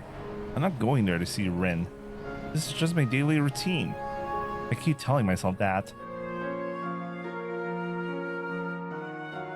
Today, I choose a new book that collects Shuho's essays. I pick it up hoping to find something that'll tell me more about the person rather than the writer. He wrote about many things, from cooking to wine, whiskey to furniture, even music and cars. There's nothing short of impressive how a man with this creative output had time to delve in so many hobbies. The writing's pretty light, so I make it all the way to the afterword in just over an hour. That's when someone sits down in the chair opposite mine. I raise my face. Rin is looking at the book in my hand. Our eyes meet and she smiles. 面白いですか？ Huh? 父の本。昨日も読んでましたよね。ありがとうございます。I glance at her hands. She's holding another Shuho novel today. On closer inspection, the spine of the book doesn't bear a library label. That book. She nods. 私物です。ここには文庫版しかないから。You prefer hardcovers? Nods again. 推敲の少ないものが読みたくて。Rin opens the book and shows me a colophone. The colophone. What the fuck's a colophone? I actually don't know. Let me just context clues this shit. 初版。 Her tone is void of emotion. I look from the page back up to her face and nods slowly. Seeing this, she smiles softly. After that, she flips through the pages and stops at the beginning of the book. So you, she looks up at me and waits. So you like your dad's books? She shakes her head slowly. 好きではないですね。別に。それとはちょっと違います。もちろん嫌いじゃないですけど。Wonder in her words for a while. 先生は？ I look at her. 父の本が好きですか？ I think for a moment before answering. I don't think I'd say I like them either. I suppose I was kind of an acquaintance of his at one point. Rin stares at me for a while. Then she nods again. やっぱりそうだったんですね。How does it feel to read your dad's books? 感覚。 Mutters the words as though feeling them out, then turns her eyes down at nothing in particular. Then she slowly speaks. 私は父のことを知らないから。 I keep my eyes on her, wait for her to keep going. 父を知りたいから。それにはこれしか手段がないから。 She murmurs haltingly. It feels like she's just letting the words in her heart dribble out, rather than actually talking to me. でも。 She slowly closes her book. Her slender fingers stroke the cover. でもこうして本になっているものからは全然父の匂いがしない。 That's him. でもこれしか残っていないから。 Huh. I think I understand what she's trying to say. There are novels where you can feel the writer behind the words. Some writers are pretty visible in their works, while others are almost imperceptible. Hatano Shuho was well known for making many revisions to his novels, and each revision apparently improved on his writing style. Maybe his presence faded away with each revision. The title of Book Winter sounds a bit ironic in that case. That's why you're reading first editions. Rin looks up at me and nods slowly. You're his daughter. Can't you get stuff like drafts or manuscripts with his notes on them? Rin stares at me without answering. The extended silence between us starts to feel a little awkward. First time her smile looks cold. 私が臆病なのかも。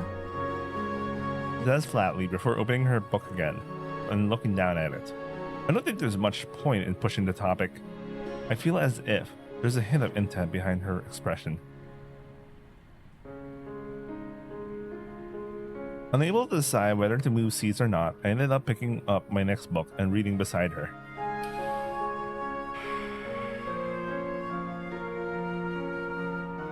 She keeps reading her book without getting up from her seat even once.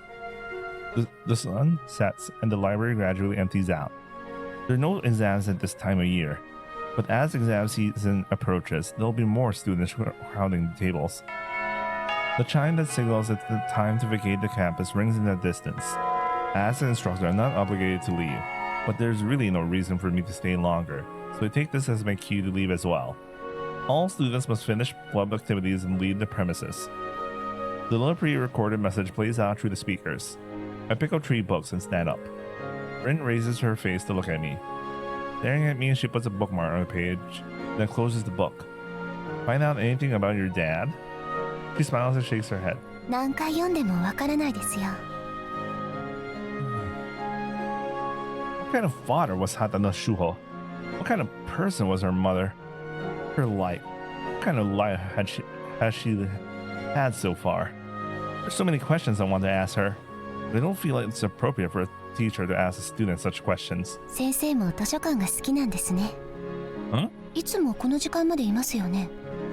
Oh, yeah. I wonder, do I like this place? No, not really. I'm only here because I have nowhere else to go. 違うんですか？ Huh? すごく考えているから。 She lets out a little giggle. No, I was just thinking about whether I actually like it or not. どうでした？ I don't hate the place. I guess that'll mean I like it, I suppose. Rin nods. 消去法？ Process of elimination. Repeat her words back like a parrot. 他に行く場所が特にないから。最後まで消えなかった選択肢が。 Bruh, she read you like a book, man. I know you like books, but you shouldn't be read like a book, especially if you're a 45-year-old and she's some teenager, man. Anyway, I guess that fits the bill better. 難しい人ですね。 He laughs again. Me? はい。 Now that takes me by surprise.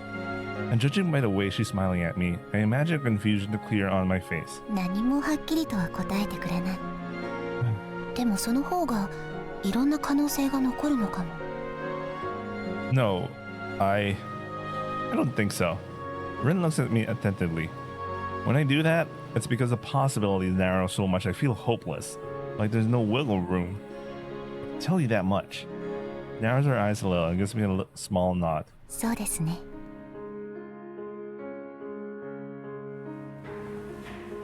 Rin waits for me by the library's entrance when I return the books I finish. 先生は父の知り合いなんですよね。 He says, walking a few steps behind me. Turning back, I see her looking up at me. We attended the same university seminar. 山田先生の。 I nod. じゃあ先生も書いていたんですね。 I did, a long time ago. I couldn't keep writing like your dad. 今は書いていないんですか？ No. そうですか。 I turn back around and keep walking. It's behind me, out of view. 先生の書くもの読んでみたいけど。 This is where it starts. Oh shit. Oh shit.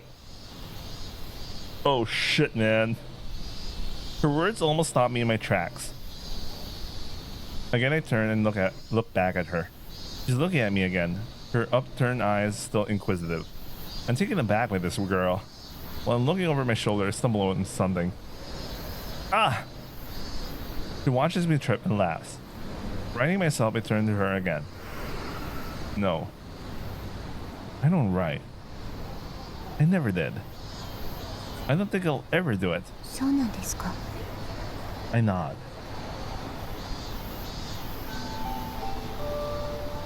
And so we walk across campus without saying much else. She wants to read what I write? Why did she say that? That's the only thing in my mind.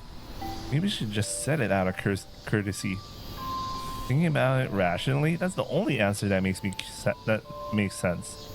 I keep thinking it over until we make it to the entrance to the main campus building. See you tomorrow. I'm going to stop by the staff room before I head home. Silent. silent? She nods? Wouldn't it be like it's better is to say it silently she nods? What the fuck? Or silent? Oh, okay. She doesn't say a word. Okay, sorry. My brain's dying. 先生 Hmm? She grabs her bag with both hands in front of her and looks down at them. Then she slowly raises her face to look up into my eyes. 先生の知っている父はどんな人でしたか Tough question. The fragile look on her face brings home to me how young she really is. She probably came to me today because she wanted to know about her dad. But unsurprisingly enough, I don't have the answer she's looking for. From where I stood, he was a flawless genius. I slowly shake my head. You said that you couldn't sense him in his works. Rin nods. He probably gave out the same impression you get from his writing. I don't know any more than that. She nods again. But she bows her head a little. ありがとうございます To be honest, I'd like to ask you the same thing. What kind of person did Hata no Shuho seem like to you? どうして I want to know. She stares at me in silence for a moment. あの人は最後まで私の父にはなってくれなかった父のことは何も知らない彼は私に居場所を残してはくれなかった So, you're in the library by process of elimination too. She turns her eyes upwards to meet mine. そうですね Her smile seems a little desolate right now. 一人の家はあまりにも静かだし教室は騒がしすぎる Alright, this is a kindred spirits kind of thing. The story. Alright. Alright. 消去法で図書館にいるのかも My eyes widen in surprise. You live alone? そうですよ Her answer is plain as short. 広いマンションと使い切れないお金父が私に残したものはそれだけでもそれは私の居場所じゃないの絶対にお金はあって困らないですけど I see. As I look down and mutter, Rin smiles at me again. 先生また明日 Look up at her. She bows and smiles before turning her back on me. And then she walks towards the main gate. I walk away for a moment. I don't need to stop by the staff room, but I feel a seismic shift inside of me when I talk to Rin. Alright, man. I'm afraid of this feeling. I can't picture myself escaping the inertia that has become my life. Devoid of tension, simply repeating the same day over and over as I march on inevitably towards death. I stare intently as she walks away. I keep watching until she's out of view. 何見てるの My head snaps back at the sudden call out. 珍しいねこんな時間に That's so. だって部活も見てないでしょうんであの子誰なの Watanabe? When I go for a drink, Watanabe looks like his eyes might pop out of their sockets.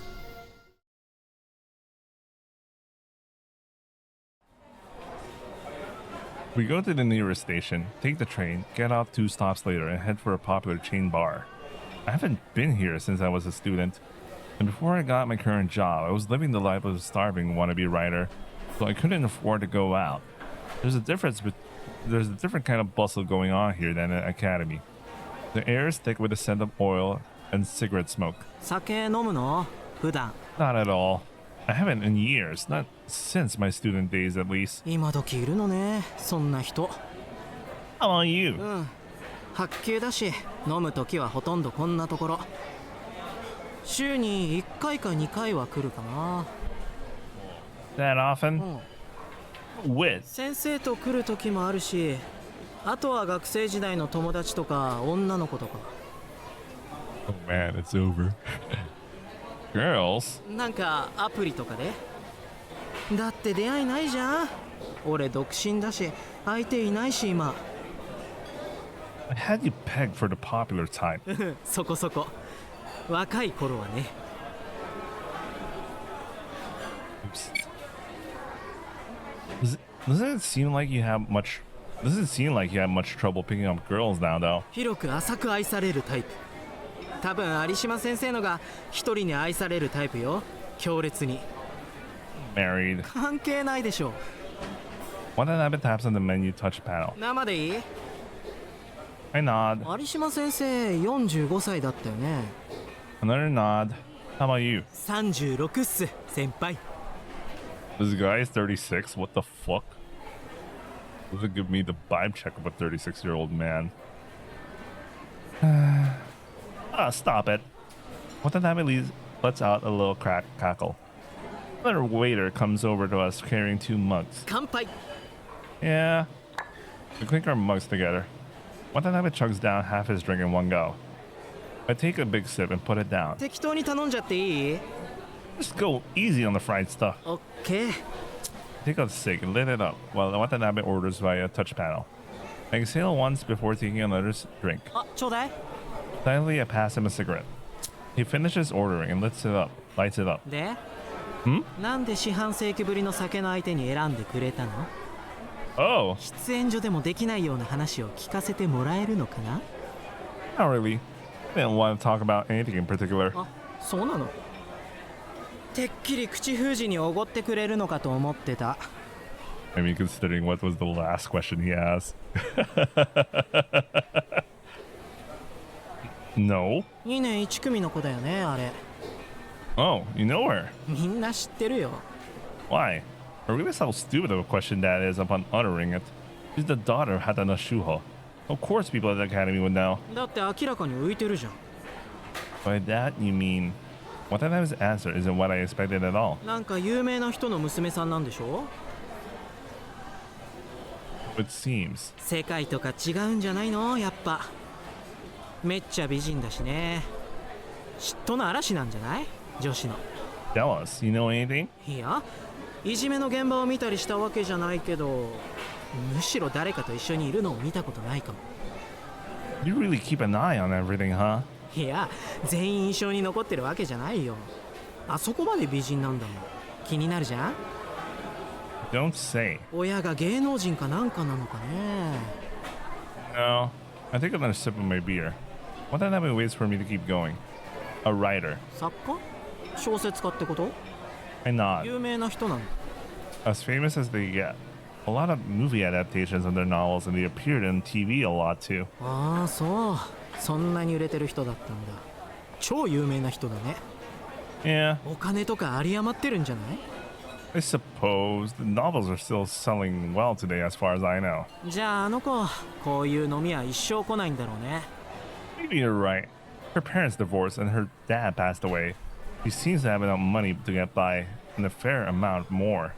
I mean, yeah, royalties alone. She's gonna survive from royalties alone. She probably doesn't even need to work, I guess. For royalties. Unless the mom is like, you know, I don't know, man. マジで世界違うやつだな、それ。 It's not like she chose to be that way. 人生って不公平だな。 I wonder if that kind of life is a happy one. いや、 Watanabe chugs the remaining half of his mug in one go. ちょっと貧乏なバカが一番幸せだよな。人生なんてさ。 Perhaps. We keep talking about all kinds of things until my 6th mug arrives. 結構飲めるね。 You think so? 俺より飲んでるし。 It's been a while. 好きなんじゃん。 Yeah, I do. なんで飲まないの？普段。 Watanabe finishes his 4th mug. My wife gets in a bad mood if she smells alcohol on me. なんで？ That's just how it is. 結婚が？ No, me and my wife. なんで別れないの？何の笑いそれ？ No, I think you're right. 食わせてもらってるわけでもないんでしょ？酒くらい好きに飲みなよ。 Yeah. 弱みでも握られてんの？ No, not anymore. 今のところ。 Well, I can understand why she's that way. どういうこと？ I was never able to meet her expectations. 期待。子供？ I shake my head.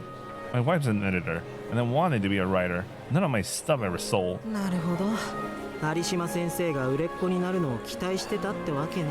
今から書くってわけにはいかないの。 Not that easy. でももともと書いてたんでしょ？大学の時とか。編集者を嫁にもらうくらいには。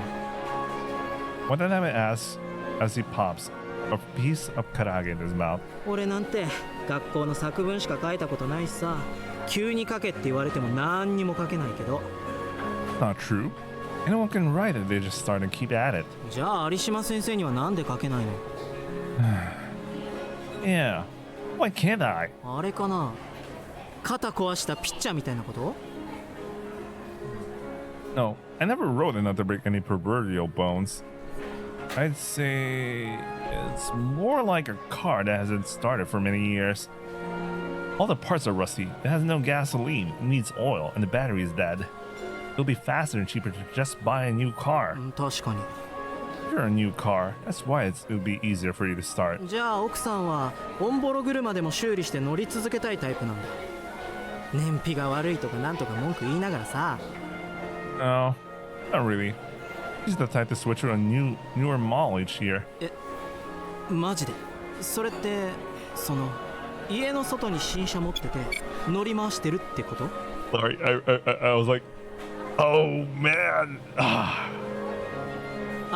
今の乗るはそのいやらしい意味じゃなく性的な意味で。 Isn't that the same meaning? I shake my head again. It's a possibility. I don't know for sure. She's a rational editor. I could hardly blame her. What is it? いや、じゃあ有島先生、才能あんだねきっと。 Stare at him. Why do you say that? 結婚当時は最新鋭の車だったんでしょ。そんで乗られてたんでしょ。編集者志望の奥様に。日本車だったら20年くらい経ってても全然動くよ。馬だったら厳しいけどさ、騎乗位だけに。Watanabe fills the silence by chugging down a whole mug of beer and ordering another. どんなお話書いてたの？例えばさ。 I don't remember. はい、嘘。 I don't remember being proud of anything I wrote. It's just a string of flops. でも合理的な奥さんに選ばれたわけだし。20年も経ってたら今の有島先生とはもう別人じゃん？ってことはそのダサくって思ったセンスも別人のものじゃん。今読んだら当時の奥さんがなんで有島先生に惚れたかもわかるんじゃないの？ I see what you're trying to say. I take another swig from my mug. Oh, it's empty. Watanabe taps in the panel again and orders another beer. にしてもさ、結構付き合い長いけど初めて聞いたよそんな話。酒はいいね。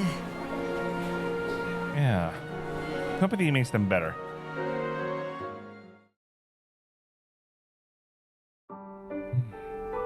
Sinking into the sofa, I let out a huge sigh. It was already past midnight. Watanabe and I hit up another bar after that. We drank deep into the night and shared some laughs, but the fun times are already gone, leaving only silence and fatigue. I stare at the ceiling in silence. I have work tomorrow, just like always. It's depressing to think about right now. Tonight may be the first time I ever talked to anyone about my wife. Back when we met, was there anything to my writing? After blinking a few times to sit up, I go to a small spare room. It's been 2 years since I last entered it. It's filled with furniture we don't use anymore, and stacks of unread books. I move away piles of stuff until I find a book of things from college. I open the lid. Inside, I find a notebook with a time-weathered cover. It's the notebook I used when I was a student. I flipped through it. Back then, I was constantly jolting down ideas for my writing. Wait, I'll be right back. Came back. 先生の書くもの読んでみたいけど。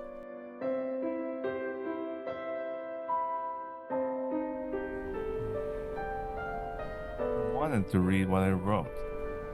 First person who ever said that to me was my wife. We were both young at that time. If I wrote something now, would she read it? I shake my head at my own question. It's not her fault. It's too late. Drifting through an old photo book, I suddenly recognize someone in the background of the photo. Atano Shuho. It looks like he's having a good time. Smile is broad and he seems relaxed. That's odd. I never saw him look like that after he became a writer and appeared on TV. There's a small paper album you can pick up anywhere. There are other pictures of him in here too. Oh yeah, back then. The awards party. I muttered to myself. All the members of the seminary got together when he won the rookie award that year. All the pictures from that party. He's happy and laughing. I see. So he was as happy as anyone would have been after his debut work received so many accolades upon release. The hazy memory becomes clearer the more I think. That's right. I was feeling really bummed out during the celebration. And my wife was the one who struck up the conversation with me. She noticed something in me, so she sat with me and we talked all night.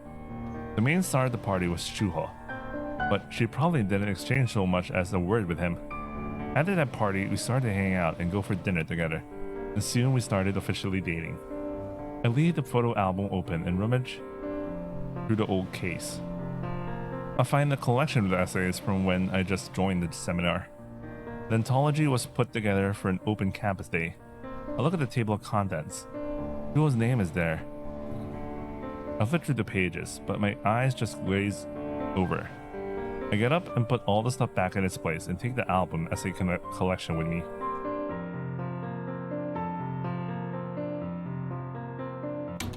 As I exit the room, I hear my wife climbing up the stairs. 何してるの? She regards me suspiciously. She's in a bad mood. I realize straight away from the way she's looking at me. You're back early. 明日朝から大阪だから。今日決まったの。I see. 酒草。飲んだの? Yeah. It looks down at what I'm holding. 何それ?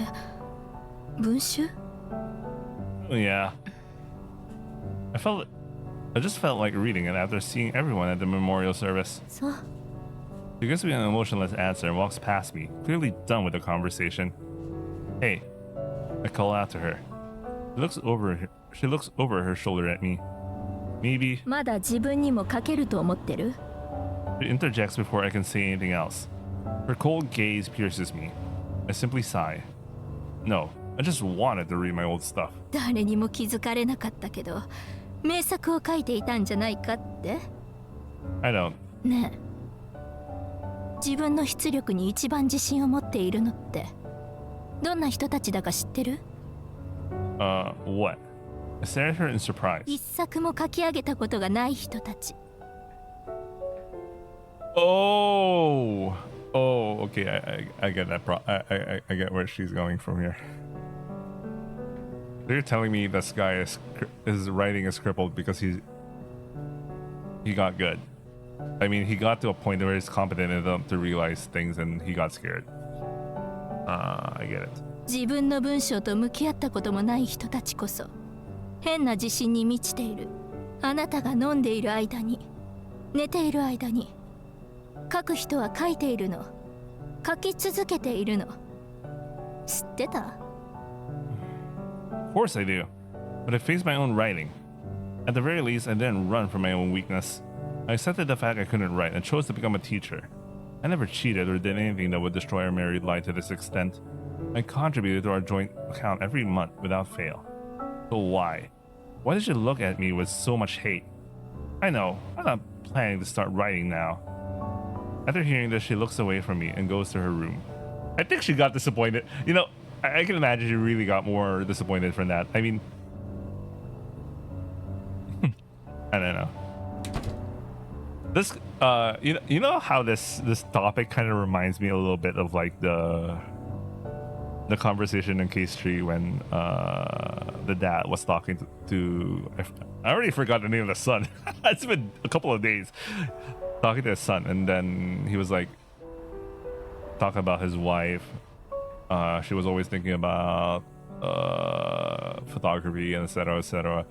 But he doesn't believe his son is gonna be isn't into the photography thing as much as his wife does, etc. All right, continue for now. I drop my gaze to the album and the anthology I'm holding. Inside the album, there's a photo of my wife when she was young. And beside the smiling girl, a boy clearly confused and excited. The two people no longer exist. There's no point in this photo existing.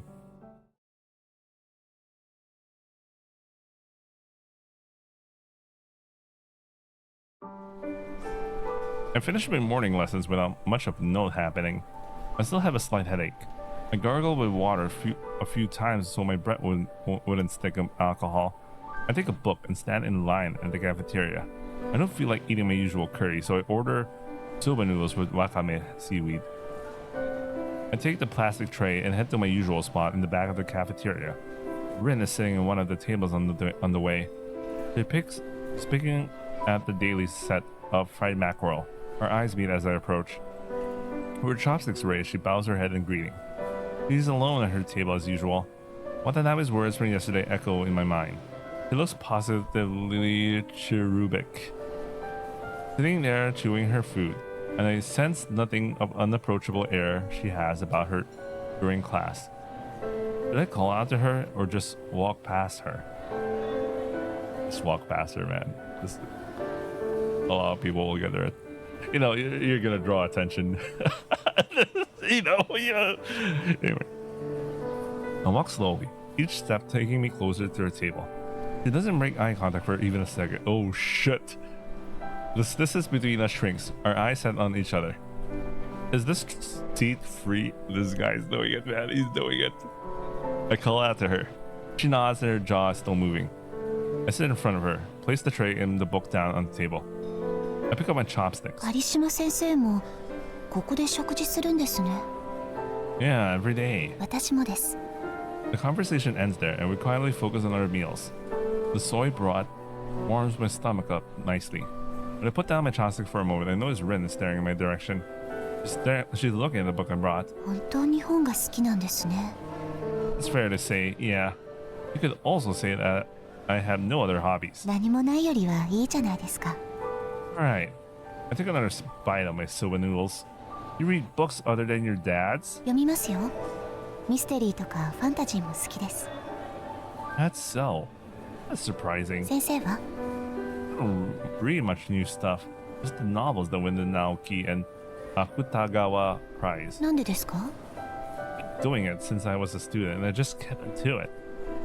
Rin nods, lifts her bowl, and takes a sip of her miso soup. たまに他の先生もこうやって声をかけてくれます。先生も心配して声をかけてくれたんですか？私はいつも一人だから。大丈夫です。一人でいるの苦にならないから。 I see. I'm the same. I don't mind being alone. It's actually tiring to be around people. Oh, fuck, I really did that shit. Anyway, I'm not here because I'm worried about you. I pinch a bit of food with my chopsticks and bring it to my mouth. Rin stares at me quizzically. みんな誰かと仲良くするように進めるのに、先生は違うんですね。 Oh, that's 3 hours and 42 minutes and I'm not even near. Come on. Where's interlude? Free me from this. I'm using so much of my time. But I'm really liking it, guys. I'm really liking this. I'm really liking this VN. Anyway. Part-time teacher. My job is to teach classical literature. No one's paying me to be a people person. I spend my time alone just like you. Oh, there's a new tip, but I'm just gonna read that next time. On Thursday. Oh, wait! Oh, shit. I'm gonna watch a jazz performance on Thursday. Well, it doesn't stop me from having 2 hours. Anyway. You shouldn't have to force yourself to be around other people. At least that's how I see it. Sorry for disturbing your lunchtime. あ、いえ、邪魔ではないです。ごめんなさい。人と食事することがほとんどないから、そういうつもりで言ったんじゃないんです。 I just nod at her. How about when your dad was alive? Didn't you guys eat together? She shakes her head immediately. 食事を作ってくれる人は来てくれていたけど、食べるときは一人だった。 Oh, I see. I'll watch her as she eats for a while. She's so meticulous and prim, even when she eats. Mind if this old man gave you a piece of advice? Stares at me and gives me a small nod. I think you should be more honest about your feelings instead of bottling it all up. Time goes by so fast, and before you know it, you've spent years stewing in your own head. You're young still. You have your whole life ahead of you. I'm a lost cause already. Don't end up like me. どういうことですか？ I don't feel lonely when I'm alone either. So it's not that I dislike being alone, but I do regret never having the courage to meet people I might want to spend time with. I guess it's a bit too late for that now. Not that other people would do without even thinking is hard for me. I just can't wrap my head around all the little things that come naturally to others. Oh no, the main audience of this VM is crying right now. Oh well. It's lonely having to live that way, but I didn't realize until it was too late. When the little voice in your head tells you it wants to do something, maybe you should give it a listen. 少しわかるかもしれないです。 I raise my head to look at her. Rin stops eating and stares at me. 先生の言ってること。 Wonders, slowly looking out over the other students in the cafeteria. After that, her gaze settles on mine. わかる気がします。 You're young, you still have time. It's not too late to change yourself. 私は先生が思っているほど子供じゃない。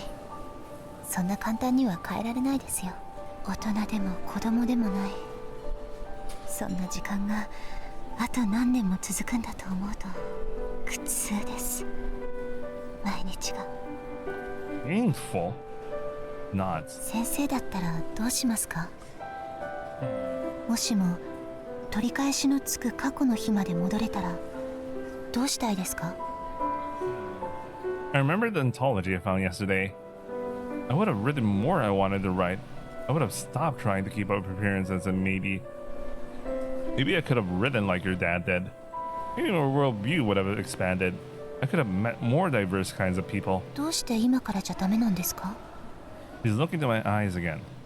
Those innocent eyes seem to shine from within.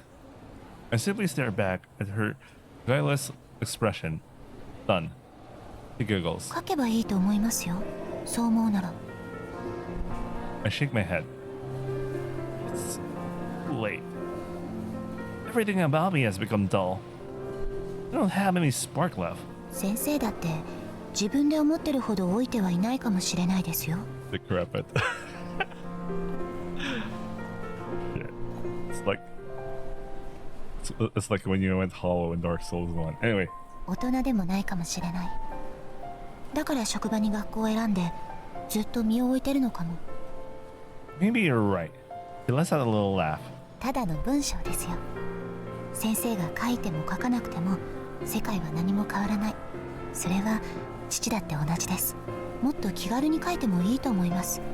鼻歌を歌うみたいに。先生の場合は特に。 Rin looks down at her food and continues eating away. No, Hatana Shuho definitely changed the world. Of course, most pieces of media don't change the world, but isn't Shuho the exception to that? I finish up the rest of my soba, as the thoughts do in my mind. Sipping the last of the broth, I look back at her. I recall the picture of Satana Shuho that I saw yesterday. There's a certain resemblance. It returns my stare. And then, the first pre-class bell rings. She still has half her meal left. Again, sorry for bothering you during lunchtime. いえ、大丈夫です。話せてよかった。 Me too. See you at the library. I like how that's so. That's their little thing already. Just meeting up at the library. Anyway, Rin nods and resumes eating the rest of her lunch. I stand and pick up my tray.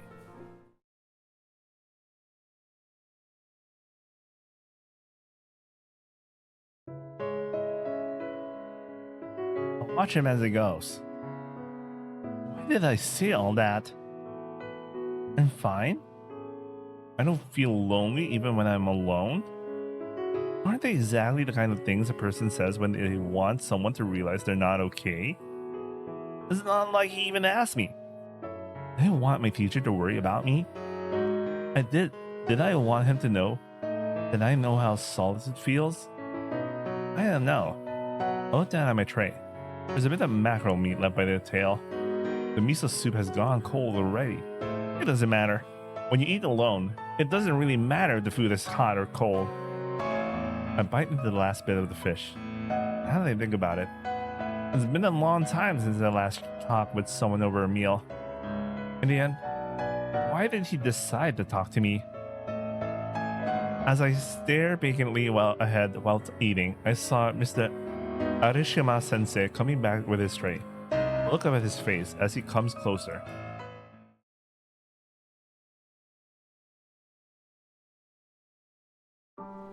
Rin's face is getting closer and closer. What the fuck? I mull over whether or not I should ask her. Writing doesn't change the world. That's what she said, and she's probably right. Maybe I'm just overthinking all this. I'm sorry. Yesterday I actually... Rin looks puzzled. I found something your dad wrote back in college. I'll bring it in if you want to read it. He's looking at me, clearly surprised. If you're interested in what he was like back in his college days, I think reading that would be better than anything I can tell you. Don't worry, I just happened to find it, and after a moment, the corners of her mouth rise to a bright smile. ありがとうございます。ぜひ。 I answer with a な nod. んだか先生には借り物をしてばかりですね。 Huh? Alright. The umbrella. Don't worry about it. It doesn't do me any good to have it anyway. 雨の日に傘は必要でしょ？ He giggles again. For some reason, I'm starting to start fumbling around her. 楽しみにしています。 I'll bring it to the library tomorrow. はい。 So, see ya. I turn around and walk away.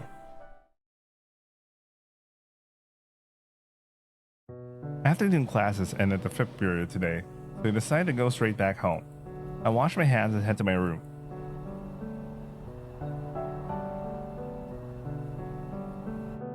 I put down my bag and sit at my desk and look at the anthology. I check the table of contents again. I see something that brings back a lot of memories. My old pen name. I almost forgot. This anthology contains my work as well as Shuho's, side by side. First, I open it to the page where my piece starts. My work describes Meiji-dori in winter, from the perspective of a single ginkgo tree, standing beside the bustling city road. As I keep reading, I remember more and more of what I was thinking at that time. Meiji-dori. Yeah, I remember what Meiji-dori looks like in real life. There's a road that's... I really remember what it looks like. Since it's... There's the Harajuku station is there, right in front of Meiji-dori, and then it is beside the road. Sorry, I'm visualizing things right now since I actually do know what that actually looks like in real life. Anyway, I tried to depict the drama of various characters who pass by and how the tree adds color to the street and light to the background of my little stories that occur in everyday life, but I failed. My teacher told me that the idea wasn't a bad one, but the themes were too sprawling for a limited number of pages I had to work with. In my youthful excess, I tried to write something bigger than everyone else. There are also some pretentious metaphors in it that make me cringe in embarrassment, but Watanabe was right. The passage of time really reminds me that the person who wrote this back then isn't the person I am today.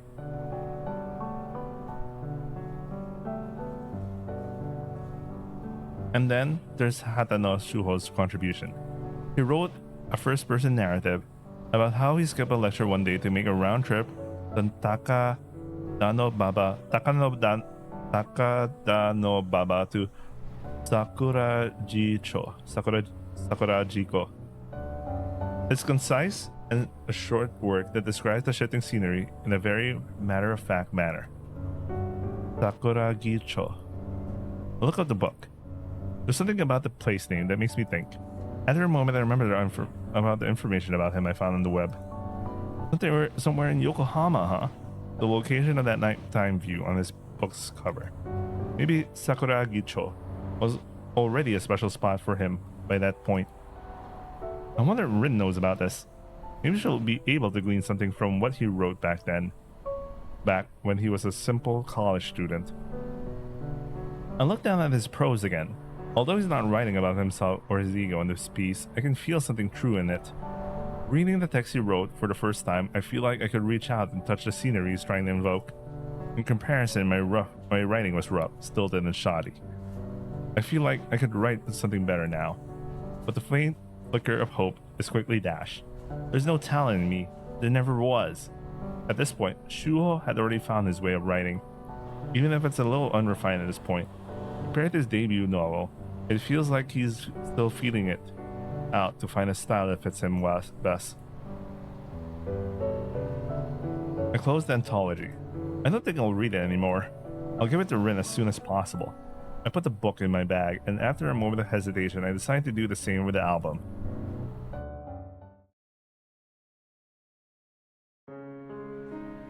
The next day after classes, I find Rin is already in the library before me. I sit in front of her. She closes the novel she's reading and puts it on the desk. It's another book by her dad. I hand over the anthology and photo album to her. She stares down at the album for a moment before slowly looking back at me. これは? Photos from the party that was held back when your dad won the rookie award. Rin stares at me blankly and blinks a few どう times. して? It shows your dad back when he was young. I thought you might like to have it. She looks again and stares at the album's cover. 見ていいですか? Go ahead. She takes the album and opens it up. She flips through the pages with a little smile on her face. I'll watch her. After a few pages, she looks back at me. Her rose eyes have a faint glimmer to them. Then again, she turns that bright gaze back to the album. She's looking at the picture of me and my wife. 恋人? I think for a second, then give her a weak nod. What the fuck? Why is that the answer, man?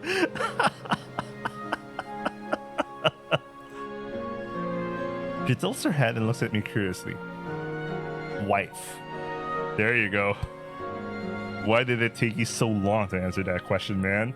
What the fuck? Well, things aren't going so well with them. Anyway. Her eyes widen in obvious surprise. Then she puts the album in closer and looks at the picture for a good while. 綺麗な人. Then she looks up at me again. 先生も隅に置けませんね. Not knowing how to answer, I simply nod. She laughs out loud. Your dad is in that picture too. That's why I brought it. 本当だ. どんな人なんですか? Huh? Looks into my eyes. 奥さん. She's an editor, and she's pretty good at it. I think. The smile disappears from her face. そういうんじゃなくて. There's a tinge of annoyance in her tone. 職業を聞いているのじゃなくて、人となり? どういうところが好きなんですか? I don't think she realizes how tough these questions are. It only goes to show that you don't even know your wife anymore, man. Her curious gaze is set squarely on me. She waits patiently for me to keep going. I search for the words, but then I remember something. The day that picture was taken, the day we celebrated Shuho's award, Roko said she wanted to read my novels. She said that to me, not to him. That's why I asked her to marry me. 先生? I don't remember. 嘘が下手. That's just how married couples are. Been together for 21 years. How we got together doesn't really matter to us anymore. Now that's a lot of bull. 饒舌で嘘は隠せないですよ。もちろん沈黙でも。What do you want from me? She laughs out loud again. I even get a glimpse of her white teeth. Oh my god, this guy! He's not meeting the allegations, guys. 編集者さんなんですね。 I nod. じゃあ本が好きなんだ、きっと。先生と同じように。 Maybe. 多分。 As she repeats after me, I realize something. I haven't seen her reading a book in years. There aren't any books in our living room either. Maybe she just stopped reading unfinished works after publishing became her job. Or maybe we don't even share our private life anymore at this point. There might be something suspicious going on. Our schedules are out of sync. Maybe she reads when I'm not around. Back then, we did like the same kind of books. I point to the album. どんな本? Novels. She stares at me, her inquisitive gaze urging me to continue. I reel off a list of Meiji-era novelists I was into at the time. Nods deeply as I list the names for her. 読んでみます。 What did she mean by this? I nod back at her. She then takes a look at the rest of the album. 確かになんだか新鮮。 Different? How? 受賞パーティーなのでしょ。 I nod in response. 何かを書いてこんなに楽しそうに笑う父を私は見たことがない。だから新鮮。 Maybe that's the difference between a pro and an amateur. She nods. そうですね。父にもこんな時期があったんですね。 She remarks then closes the album. でもやっぱりこれはいただけません。 Rin presents the album to me. I stare at the album sitting between the two of us on the table. Then I look at her. 気持ちは受け取りました。初めて見る父の顔も映っていた。でもこれは私よりも先生に必要だと思う。 She keeps her eyes on mine as she reaches out for the anthology next. こっちが文集ですね。 I nod. Your dad also wrote something for it. Might be worth a lot of money. Rin nods and begins flipping the pages. 先生も書いてる？ No, here we go. No. そうなんだ。 What a liar. What a liar. I wrote under a pseudonym. You won't know I'm lying. Your dad was writing using his real name since all the way back then. She nods and flips the pages. I watch her read for a while, then open up a book of my own and get reading myself. She keeps reading the anthology until it's time to leave the library. It's like she read all the contributors instead of just Shuho's. I think she's trying to guess. ありがとうございます。 Rin thanks me after closing the book. I just nod in response. How was it? Did you learn anything? こういう文章を書いている時もあったんだって。 I nod. でも根底は変わっていない。 I agreed. It felt like he had already found the way he wanted to write. Rin nods and began eyeing Shuo's text from the beginning again. Are you gonna be a writer too? Eh? You're reading it all, right? Point at the anthology. はい。 Most normal hobbyist readers don't go shifting through anthologies of amateur material.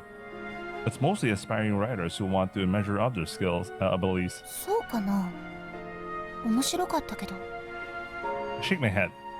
The only one who made an impression and pushed past the stage was your dad. He was the only one who made it as a writer. イチョウの木の人は？ What the fuck? Oh shit, man! Oh man, I knew she was doing it, but how did she know? How does she know? Maybe it's a good guess. Oh shit. Oh shit, here we go, guys. Here we go. I stare at her for a moment, speechless. Noticing my silence, she raises her gaze from the collection. That's how she knows. Maybe she was just randomly testing. She was randomly trying to test him, like which story is most likely what he wrote. Then she asked the question, not knowing if it's his, but that kind of answered it for her. この人もならなかったんだ。 Maybe it's just coincidental. Is it? Is it? I don't know. It doesn't feel like it. I feel like she's good at reading people. At least that's how it is so far. Like, many times so far in the story, she's been able to correctly guess what kind of person the sensei is. Like, she flips through the pages and opens my story. I stare at the page. They didn't. そう。 He keeps reading my writing in silence. Why do you ask? Eh? That person, one of the ordinary writers, unlike Shuho. I don't think their work is any different from any of the others. 先生の知っている人？ The mere fact he's going very... The mere fact he's making an effort to just like talk about this guy is that very suspicious. I did. どんな人？ For a moment, the possibility that she's making fun of me crosses my mind, but she looks genuinely curious. There's no malice behind her words. They tried to become a professional writer, but I guess they stopped after graduating from college. Rin nods and looks back at my writing. よかった。 You are? Why? The voice comes out louder than I expected. There you go. Rin puts a finger to her mouth. 多分この人は。She slowly raises her face to look at me. 父によく似ているから。 What? What? This person is probably. She slowly raises her face to look at me. A lot like my dad. What? What the fuck? What am I? What? What? I'm panicking here, guys. What the hell? What the hell is going on? Okay, so far, I really do find this the best case so far. This is the one that really compelled me to keep reading. Oh, it's already 4 hours. Right, let's try to get to the first interlude.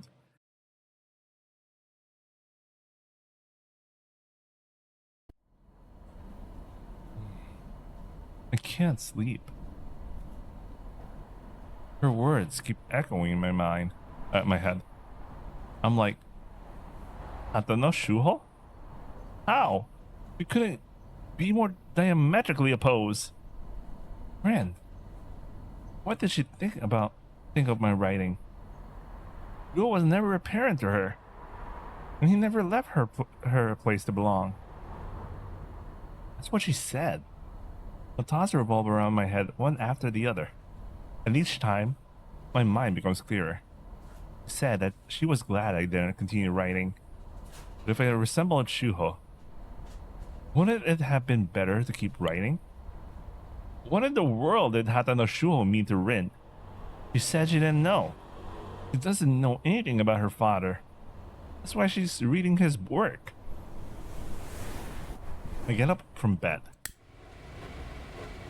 I pace around the living room and light a cig. I gaze up at the smoke as it rises and is sucked up by the ventilation fan. The mystery that is Hatano Shuho keeps growing in my mind. During my student days, I wished countless times that I could become like him. To be appreciated like he was, earn the money he did, and write for a living. I wished for that so many times. In the end, all I felt for him was admiration and envy.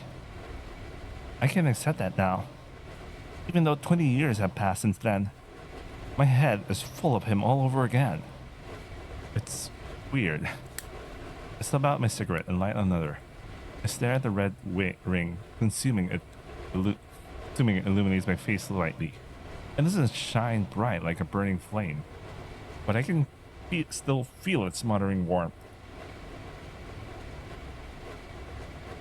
Maybe I can write, I mutter to myself. I should chase the Shuho inside of me and draw from that idol to make my main character. The answer is inside of me. At least, this character from my point of view is my own idealized image, given form by the side of the Shuho that I saw. It would become my own objective vision. It would be my definition of him. I might be able to write something out of this. In fact, I feel an overwhelming need to put these feelings into paper. It's been so long since I felt this way. Writing this could save me. And Rin may read it. Maybe she could discover something from reading my writing. Maybe she would look less desolate all the time. What? The image of a lonely Rin, eating by herself at the huge table. The corner of an empty magic arouses my mind. The loneliness she's experiencing isn't her fault. Someone needs to help her. And while I don't know if I can be the one to do that, I can at least try.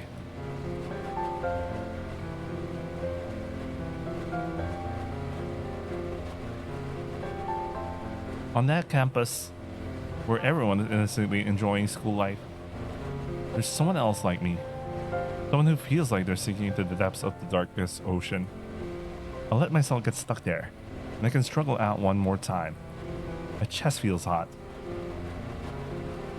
Small, a true flame burns inside of me.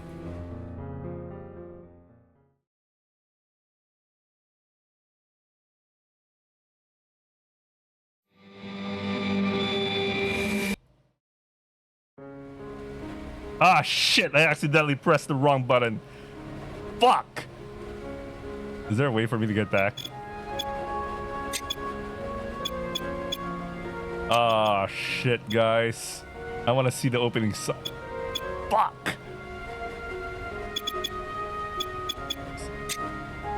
No! Oh shit, this is a couple of hours ago.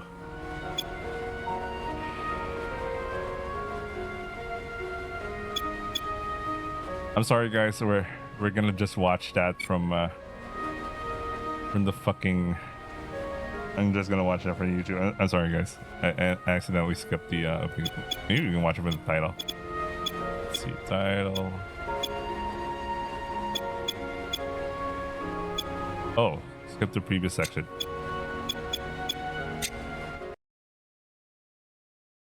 I want to see. Oh, there you go. Sorry guys.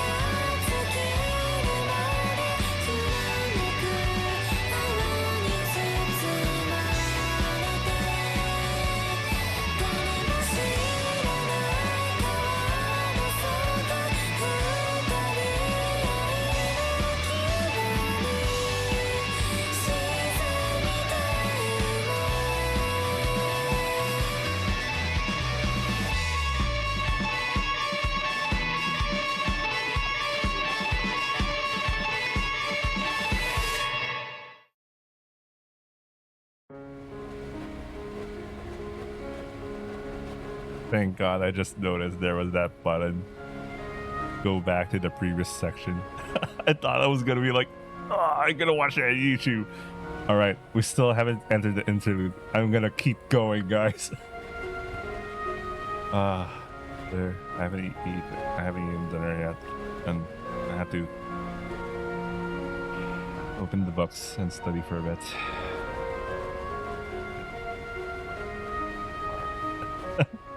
Anyway, let's continue. I'm smoking another cigarette as I boil water. It's one thing to decide to write again. It's another thing to figure out how to go about it. I still want to do a depiction of Shuha, but his image is too big, too broad. First, I need to figure out what side of him I want to capture. He has become something akin to an idol from my perspective, but his true self still eludes me. No matter how I try, I can't get a grip on the reality. As I sit in the kitchen smoking, my eyes fall on the album I dropped on the coffee table yesterday. I hear the electric kettle click off as the water reaches a boil. Put out the sink and finish the coffee. Then I sit on the sofa with my mug. I open the album and look through the photos. The only pictures with me and Shuo together are the one I took with my wife and one of the group as a whole. He's smiling in every photo. It occurs to me that while I've spent so long being envious of Shuo, this was the only times our paths actually crossed. I look at that album again. It's strange. He feels like a normal person here. If I can take the man in these photos and supplement it with my own imagination, I might get something worthwhile. If I start with his party and follow his life as an ordinary young man, I might be able to visualize the outline of what I need. I'm 20 years older than he was at that time. That should let me maintain some objectivity. And the scale should be just about right. If I can make my image of Shuo clearer, I'll be able to compare ourselves more easily. I'll be able to see if there are similarities and differences will be more apparent. I finished my coffee in no time. I've forgotten what writing felt like for me, a process of indirectly sorting things out in my head. The outline of what I want to write becomes clearer and clearer. I always loved this feeling. I had to put some words to paper. I'm not even thinking about whether Rin will read it anymore. I just feel like finally unloading all this toxic negativity that has been piling up for years inside of me. And for that, I need to write.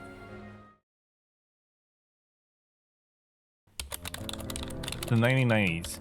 I started a bar in the student district. I started writing, checking the album from time to time to refresh my memory. The bar is cheerful and bustling. The beer on tap is tasteless and barely carbonated, but at least it's cold. The whole place smells of fermented seafood traditionally eaten with booze. It's all coming back to me now. There's about 30 people there. The star of the night is Sahata no Shuho, who just won a major publisher's literary award for rookies while still at the university. Every person there is looking at him, thinking about him. No exception. I arrived late and congratulated Shuho like everyone else. He answered with a smile and a hearty word of thanks. Then I took a seat in the corner and drank my beer alone. After about 30 minutes, the seminars teacher and a veteran of the publishing world said a few words. The Shuho spoke his future aspirations and we went our separate ways. I write about the day just as it happened. Later, Shuho was taken to an after party. I wasn't there, so I can't go on in memory. From this point on, it's all speculative fiction. But the things I do know lend atmosphere to my speculation. I can write this. As I start to gain momentum, I think back on what I was doing at the same time. After a moment, I remember. I slipped out that day with my future wife, and we spoke in a family restaurant until just before the last train ran.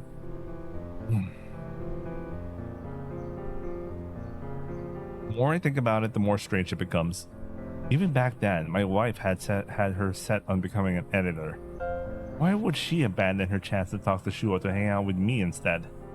I don't know. I have no idea what she was feeling at the time. A thought strikes me to follow this other pair as well. The party was the only time my path and Shuho's ever crossed. If I started writing about myself using the party as a starting point, what would come out? I noticed the thoughts bubbling up in the back of my mind and pushed them out. Losing focus is a bad habit of mine. I pictured Tadaka Baba Station as it was back in those days. Full of night traffic and noisy students. Drunken freshmen sleeping on the road, upperclassmen belting out their school songs. I imagine Hatano Shuho walking through such a scene, and I keep writing. Alright, it's done for me, guys. I'm done. I'm gonna cook up dinner and do stuff. For tomorrow, I'm gonna be doing a rewrite. I'm excited for that story to continue. That's uncharted territory for me at that point. Let me save here.